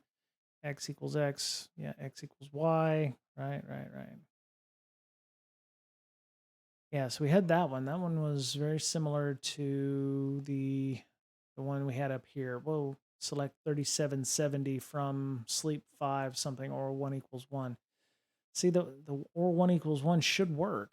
I'm not sure exactly how to put that in.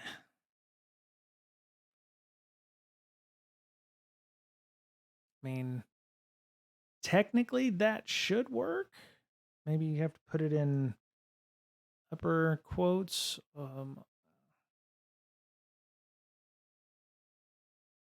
Give that a shot because it looks like that one we saw earlier, right? Yeah, the or number, or 1 equals 1. Yeah, or 1 equals 1 dash dash space dash. Okay. Single tick. Or 1 equals 1 dash dash dash. Jumping jack dash. Yeah.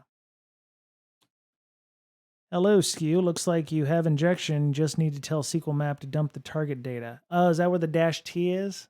Okay. All right. All right. That makes sense. Okay. That would be why it was like, let's see, I did that over here with a couple of these, like dash T flag data, but it could, I mean, I guess I could just go and check. It says all data logged to the text files. Maybe I should go check this this output here in SQL map to see if maybe you've had the secret all along, Brian. Let me see. More home HTB dot local share SQL output 142. Oops. Damn.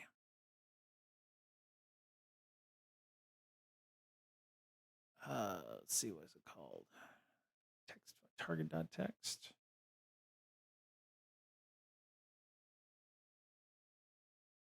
It's target.text.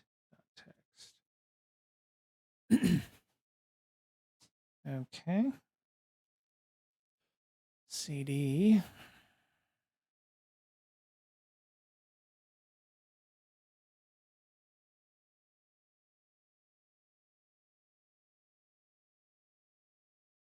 You are a bastard, aren't you?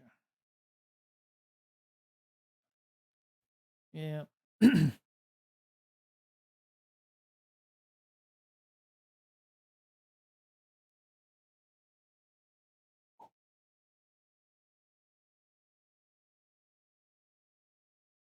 There we go. All right, CD. All right, CD log. Okay, more log. Okay, so yeah, that's all the information. Everything I have here is what I have up here. So there was no flag 5 on this anywhere. So am I missing something, SKU? Is there something that I should have put into the answer, or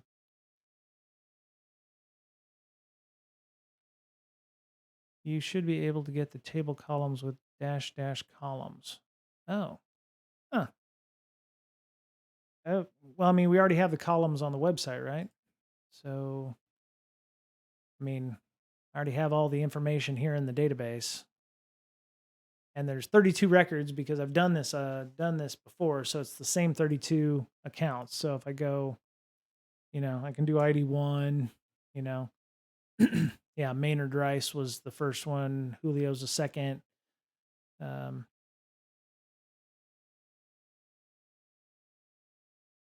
all right, so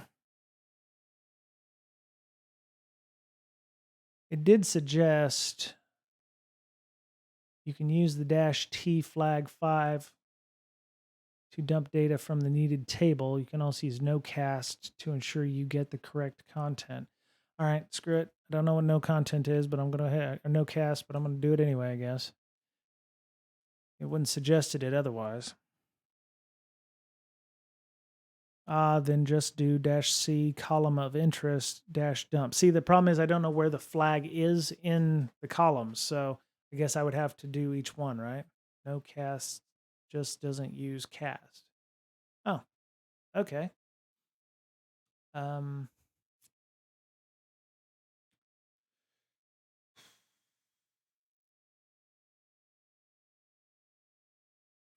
okay. I will give that a shot. Columns. And then, all right. Give that a shot. Sorry, jumping. No, please, SKU. Otherwise I'm going to be spinning my wheels here, and some folks just won't be a fan. I just fucked up the output there. 1 second. I'm going to start it over. and then not touch anything. All right. Custom injection marker found in -U. Do you want to process it? Yes. Because I'm assuming I did that right. Do no cast. Okay. So do columns, do dash dash columns and dash dash no cast? That's NP. Yeah. It's definitely a no NP, but yes. Yes. Want to check for column existence. Press enter. Enter number of threads. Oh, well, this is interesting. I mean, I'm assuming.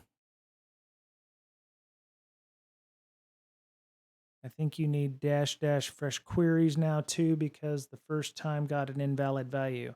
I'm assuming it's going to just give me ID, name, birth date, occupation, phone, and email. Well, we'll see what happens.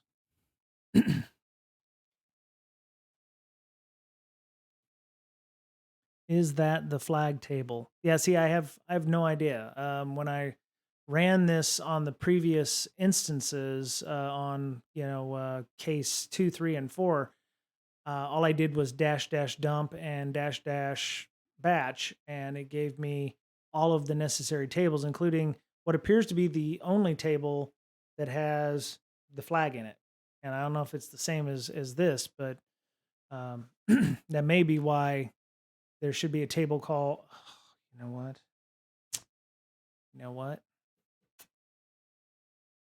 You know what? I think okay, so they say flag it has flag 5. So let me just do dash dash batch dash dash dump.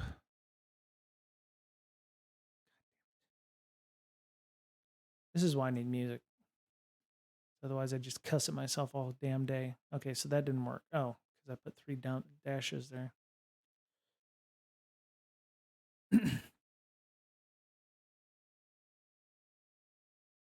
Okay, that didn't work. Oh, let's test at DB. That's really weird. In data, test at DB. All right, let's just. Somebody said add fresh queries.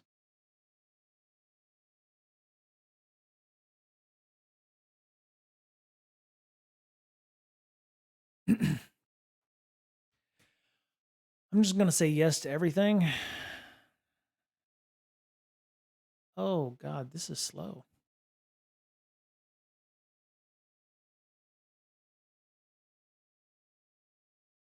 There you go. Okay, cool.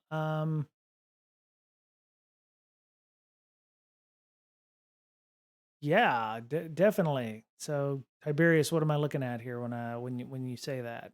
Because I'm still trying to figure out what the hell happened here. I don't see a flag. So, what is it that I need to do at this point? Well, got 2 columns. Okay, so there's a content and ID. So I'm assuming the ID is the one I want because it's 11 characters. So content and ID. Yeah. Okay, so table flag 5 has 2 columns, content and ID. So actually it's probably the content one. Just do dump with fresh queries. Okay.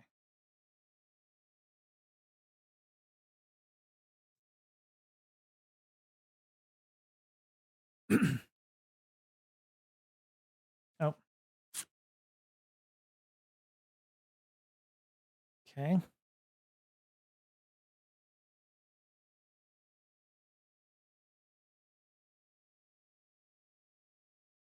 Ah, son of a bitch. Look at you, Tiberius. Man.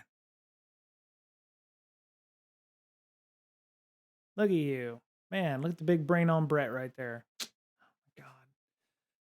Okay, so what did I learn? All right, so let me open this up. All right, so the command was correct. It's just the number of switches and stuff. This is what I do. Well, I appreciate that, Tiberius. Thank you so much for coming, because I definitely needed your help today, at least. So, all right. So the dash T. Let's go look at SQL map man page. All right. All right. So what did we learn here? So this was the request, which I put the star at here to make it fuzz the inputs, which seems like that was a red herring. I didn't actually need to do that. So Tiberius says when you ran SQL map without no cast, it thought the database name was test at DB, so every other SQL map command failed. Okay. It seems a bit janky then, because if I hadn't have clicked the hint, I would have had no idea to use cast on that, or no cast. Um, and so far, no cast was something I hadn't heard of or mentioned here at all in this discussion. Let me go back one. I would hope I hadn't glossed over it in the previous section under handling errors. So parsing errors, storing the traffic, dash T, small t, stores the whole traffic content to an output file. Okay, so that's helpful. That's good to know for later on, especially when our engagement, like mentioned, dash V V6. Okay, so that was the verbosity. Okay, so I didn't miss it there, and we already went through this, running it on a SQL request. I better grab that flag before I jank something up and miss that. I don't know how long this has been on and running, so I want to make sure I get that copied into the copy. Okay, scroll down to the bottom here. Good thing to remember with SQL Map is that by default it will remember stuff it's found and will use that in subsequent queries. Oh, okay. This is usually great because it saves time, but when SQL Map F's up due to no cast, sometimes then it will cause everything else to fail. So fresh queries is a good okay, so fresh queries is a good way to start fresh in this case. Thanks to Tiberius. I appreciate that. I was unaware of that, so that's good to know. Is there any, okay, so Tiberius, is there any um I mean, you want to keep that sometimes. I can understand that, but how do you know when you should just start fresh? And will that like completely wipe things away every time you do it, or will it overwrite it with new information when you run the command? That worked. Okay.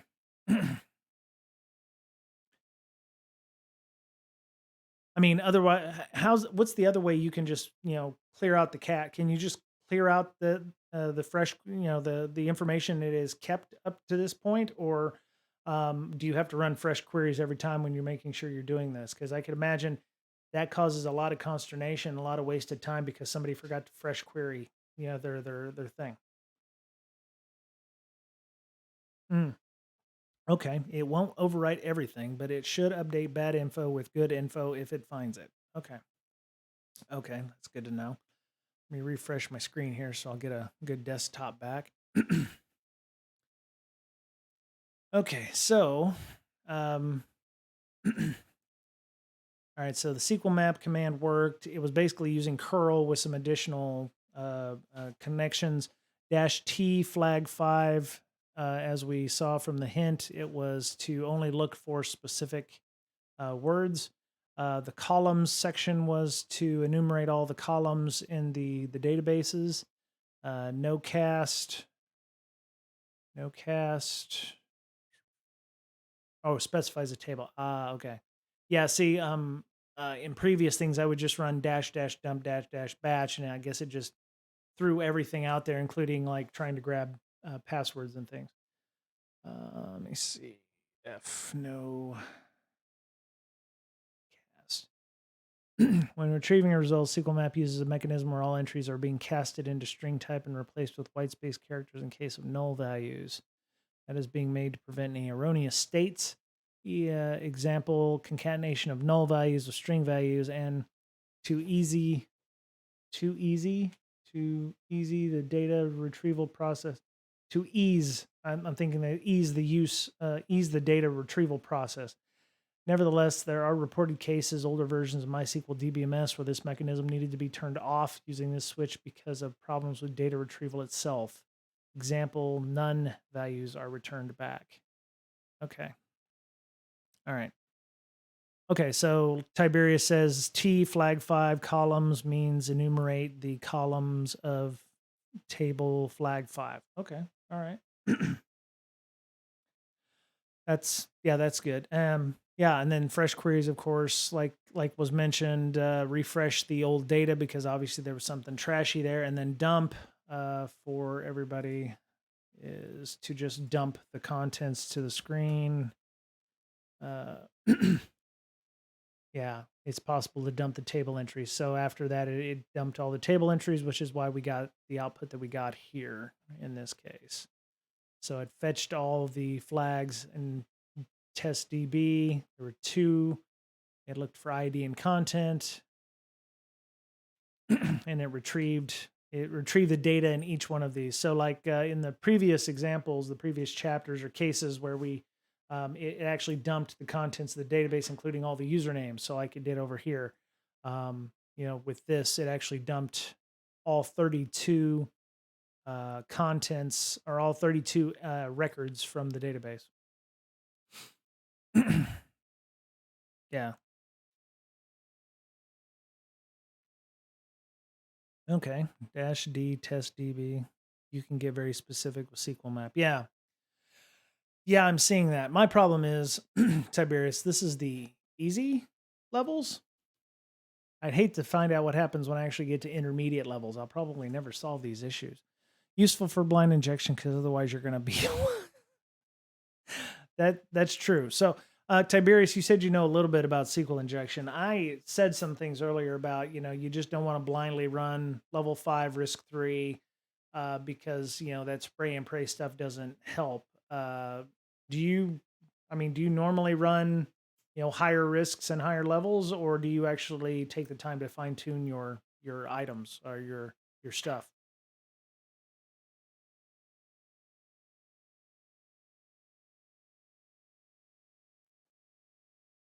All right, let me. Ugh.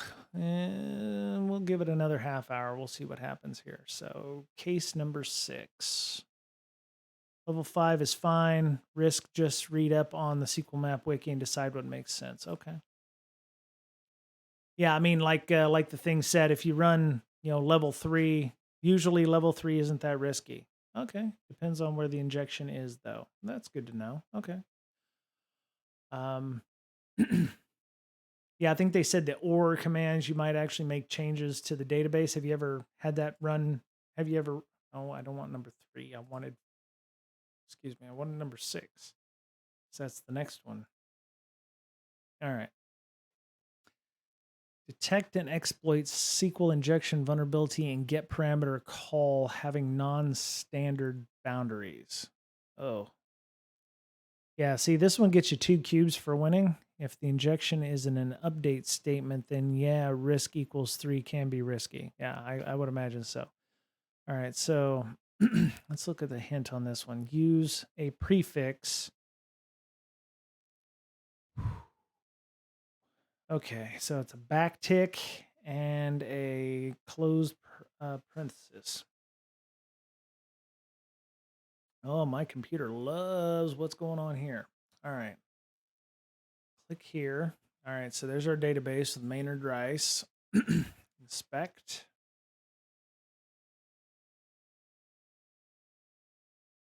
Oh, my. There's a lot of interesting things going on there. All right, network.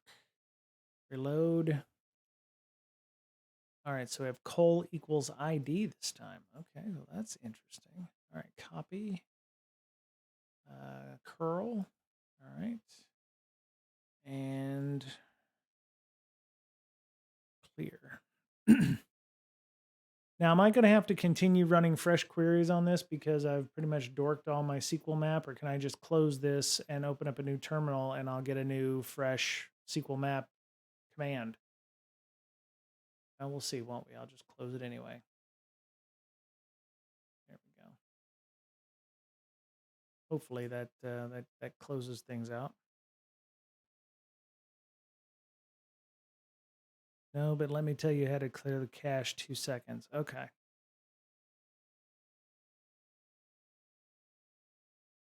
Clear SQL map cache.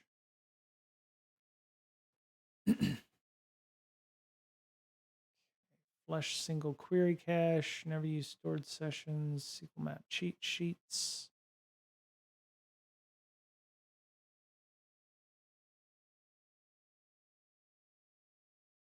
Yeah, fresh queries. Detailed SQL map. Yeah, that's fresh queries.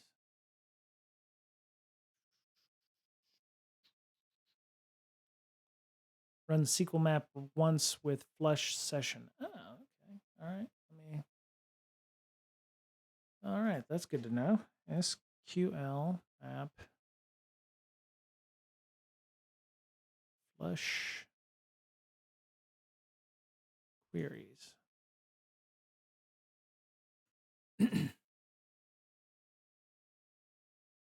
Okay, no such option. Yay! I'll need a target. Okay, so target is test DB.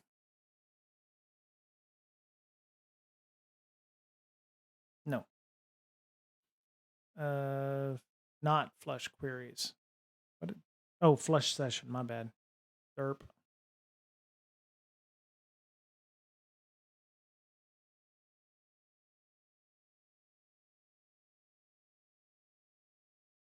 Oh, just singular session. All right, singular session. I'm gonna get it right eventually, folks. So missing a mandatory option would be dash capital D.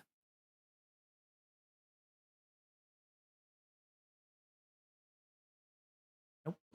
Maybe just small d.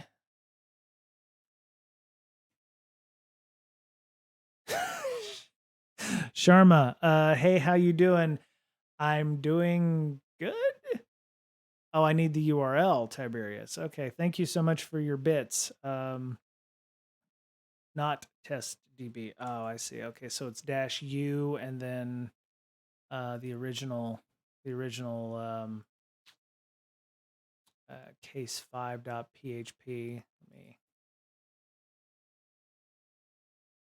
Yeah, so it's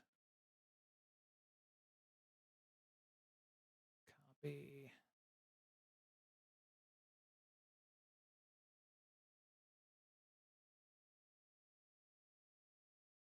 I appreciate. Yes, I'm definitely motivated, Sharma.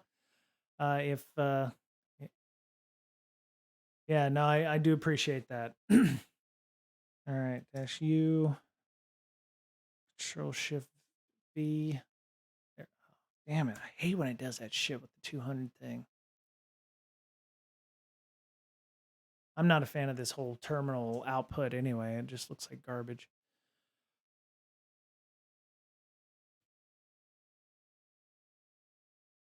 Ugh, for fuck's sake. No, I don't want to do any of that shit. Okay.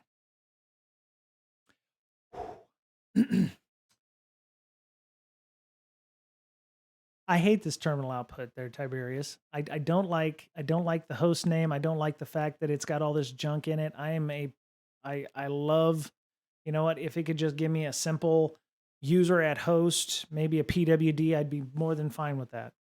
Yeah. Well, I'm not a fan of parrot sec either, so but I'm just old and crotchety and set in my ways, okay?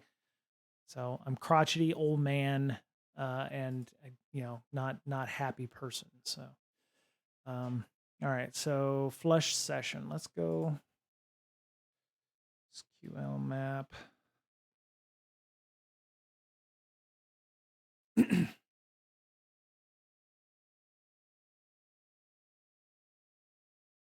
Yeah, you'd have thought the URL would have worked, but I'm not exactly sure why that didn't work. Did I do something wrong? Should I have called it ID equals 1 or something like that?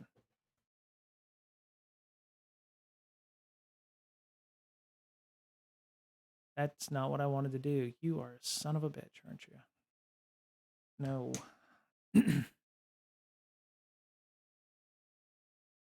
Right, I could do that, but the problem is this is temporary. So unless I actually run my own VM Tiberius, all this shit would come back when I restart this instance.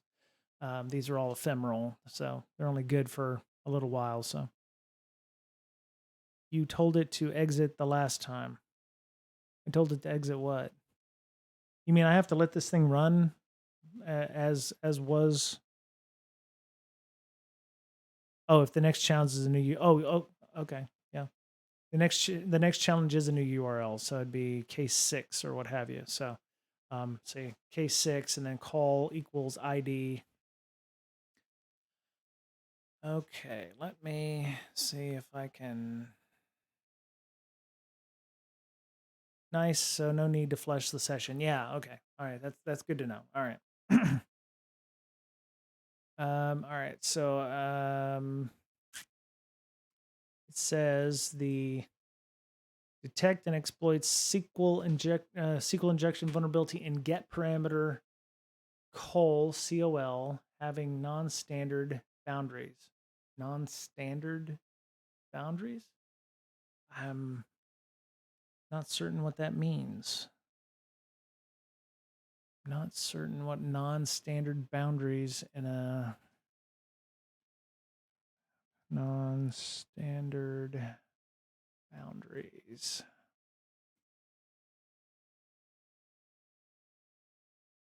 Oh, okay. Can't go there. That one's probably spoiler alerts, so want to hold off on that one. But at least I know that somebody out there has had the same issue as me. That's helpful to know. SQL map tricks for injections. Yeah. Screw it. Let me go back and see what the answer is. Use prefix. There's a backtick. Okay, so I need prefix equals single quote backtick close parentheses. I'm not sure if it needs the period or not. Yeah, we'll try it without. Okay. Then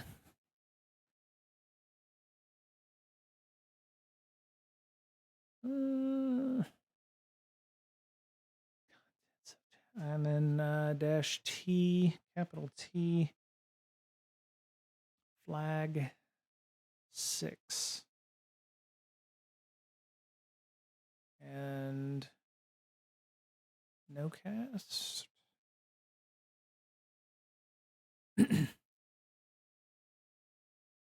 And let's do dash batch and dash dash dump. Oh, the worst thing ever. Okay, well all right.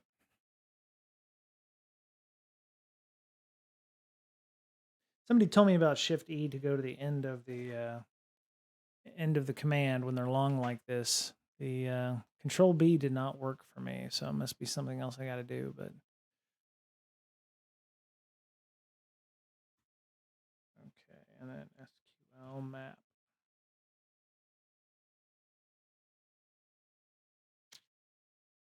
I have no expectations of this actually working or not. Okay, so we're cracking hashes again. So that's something. It definitely did dump the database. And it did find all the same passwords that it found in the previous chapters or the previous sections of the website. Oh, okay, so that worked. Maybe not as intended, but it did work. I'm not even sure that Control A is beginning. Oh, see, feel dead, man. That is what I love to see. First time chatter. Appreciate you, feel dead, and yeah, Control A. All right. Oh God, I'm learning so many things today. Ah, this is so awesome. Boink, boink, boink, boink, boink, boink, boink, boink, boink, boink. That's awesome. That saved me at least 20 seconds each time I have to type this shite out. So thank you so much, Feel Dead. Okay, so I used a prefix to inject that, and apparently you didn't need the period. but the single quote, backtick, close parentheses, did do that. Ran the columns again, as mentioned by Tiberius. Dash T looking for the flag 6 table entry. No casting it. Of course, batching, which ran everything without asking me constant questions, and a dump. So, and that came up with, let me see, Vince McMahon is, oh, really?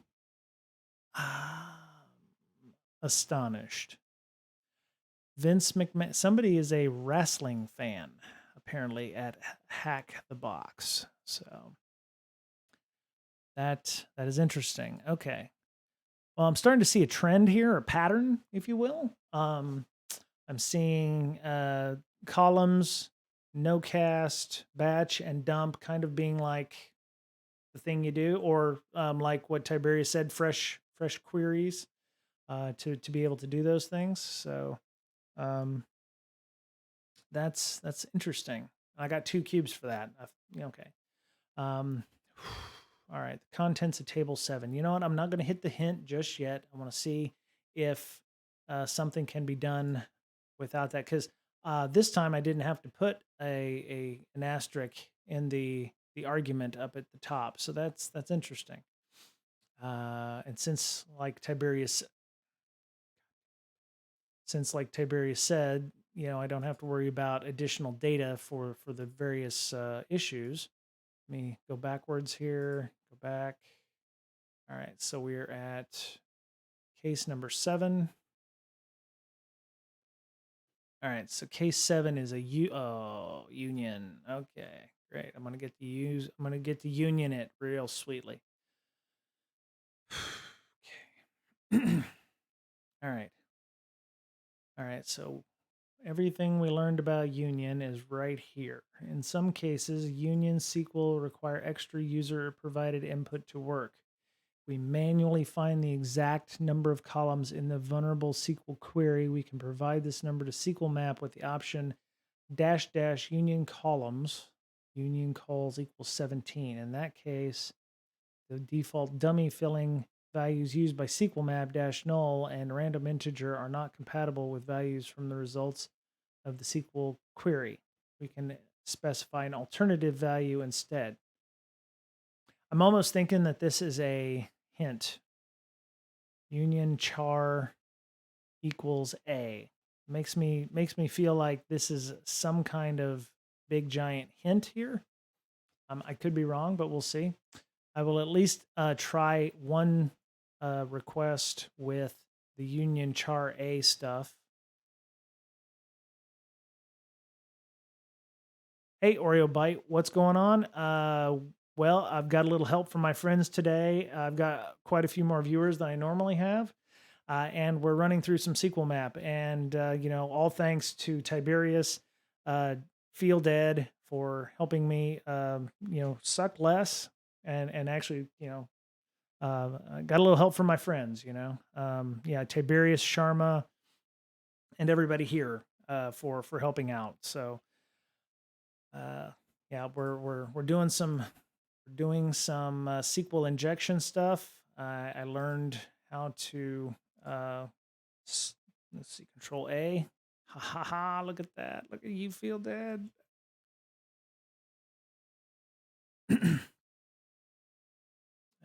Yeah, and then Control E. All right, so let me see. It said union char. If I get this one, I'm gonna have to go because I need to probably go. The SQL map query is insane. In what way, Oreo Bite? You mean in just the terms of? Oh, well, okay. So, it looks complicated, right? But I think it's just using curl on the back end, right? These are all header information, which technically I could probably get rid of anything that is like do not track, connection keep alive, insecure requests, sec gpc. I could probably get rid of all of that stuff, I think. But what I'm the the hint that I got here was like you can specify an alternative value instead. Union char equals A. I'm guessing that that might actually be the answer, only because I don't have a better one. Is that an E? I don't know why that E is there, but all right. Union char. The previous incarnations here. All right, so scroll up. Okay, so that's not helpful. All right. Close that. All right. Oh, there's the other parent terminal. At that point, I would do a burp suite saved request, but if that works, all the more fun to watch. Good point. All right. All right, so we need flag, so dash T6, capital T, flag 7. So we need flag 7 in this case. Grab that and pull it down so I can see the remainder of that query up here. No cast, batch, and dump. No cast, batch, and dump.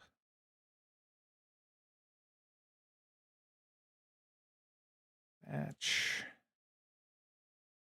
and dump. Go. Nope. That didn't work. Okay. So we need with the option union calls. Okay, well, maybe we can just use union columns instead of union char. But it seems like we're going to need a value there. I mean, I could do trial and error, like just keep hitting, 1 through, 1, 2, 3. There's got to be a way to.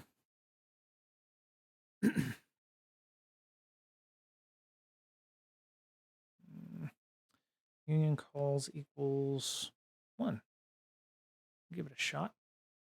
I doubt that's actually going to be it, but we'll see. At least it'll give us it'll show me what the error oh, okay, so that's not correct. If union-based SQL injection is not detected, please consider and/or try to force backend DBMS. All right. Try to count the number of columns in the page output, then specify them for SQL map. Oh, okay. So we only have 5. So maybe union columns equal 5. Union columns equal 5. Or wait, does it start with 0? So that's 4.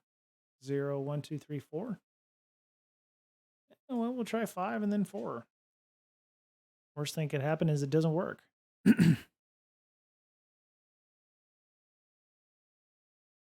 Up. Look at that. Okay. So what did we do here? All right. So thanks to Tiberius and everybody. So we did union columns, did the dash A, and that didn't work. So that was a bad on my part, trying to assume that trying to assume what the intent of the creator of this exercise was. Using the hint because they give it, so I'm going to use it. It said try to count the number of columns in the page output, specify them. So in the column output, we had 5 outputs: ID, name, birthday, occupation, phone. There's obviously more fields because they're using the same database as we've used in previous exercises. Dash T, so we're specifying which database as per Tiberius, saying where was it? Scroll back up here. It says dump. Yeah, dump means dump the data in the content column of the table flag in the test DB database.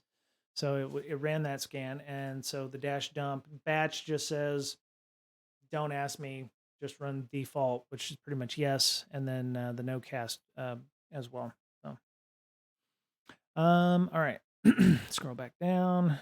All right, everybody. So this is the error method, or this is the flag. United. Oh, unite the united. That's what it is. Okay. Unite the united. All right. Very cool. Excellent. Yay, with a little help from oh my God, database enumeration. Does this have an exercise at the bottom? course it do. Oh, this only has one. Okay. Flag table one in the test DB. How long have we been going on here? Let's see. I would like to have everybody stick around for a second. I do appreciate everybody coming and hanging out. If you're new to my stream, where we do some hack the box stuff, but we also have regular content like podcast. We call it the BreakSec broadcast now. As best we can, we have an audio podcast, so we interview people in the industry. Last week we did a show with John DiMaggio about threat intelligence and threat hunting. My forte is interviewing people and asking questions, and not necessarily this. But I like learning this stuff too. I learned some stuff from our friends Tiberius here and elsewhere. But yeah, it's important to learn new things, and that's what I'm trying to do. Let me see. Let's see who's on. Is there anybody on? I know MakerDeck was on our stream actually earlier, which is kind of cool. They have a really cool output here with. Let me see. Who do we got? MakerDeck. You can go check out MakerDeck. Anybody want to come and raid MakerDeck with me? I think we should do that. I think we should go raid MakerDeck. But I just want to thank everybody for being here and keeping an eye out. And I feel like we need to um, pay it forward if we can. So I appreciate everybody coming. I'm going to be on hopefully Monday-ish, or no, Tuesday, and we'll have some more fun and do some interviews. I've got Jay Beal potentially from InGuardians coming and talking about Kubernetes soon. I also have some stuff on reverse engineering with one of my friends, Tanisha, who's going to be doing some regular streams with me on doing some remote reverse engineering. I will be also in the crowd because I don't do good at reverse engineering. But we have a lot of stuff, and I hope that it's nice and varied, and that everybody finds interest and value in that. We do have a Slack and a Discord. You can go to discord.gg/breaksec if you're interested in hanging out. I would like to thank all the folks who subscribed and continue to subscribe and have their bits on here. Helping out. Sharma, thank you so much for your bits. If anybody has any other questions or comments or anything, just let us know. We're also, more than willing to help out finding content or, calling up somebody and asking them to come and interview with us. And we'll do a segment on something that interests you: threat intelligence, reverse engineering, binary and malware analysis. I mean, the sky's the limit. I'm here to answer questions and to help facilitate that. So hope everyone has a great rest of their long holiday weekend. We're going to go over to MakerDeck. So we're going to go here in a few seconds. And if MakerDeck is on, you're going to have some people come and join you. I actually find this site kind of addictive. So we're going to go. Have a good one. See ya.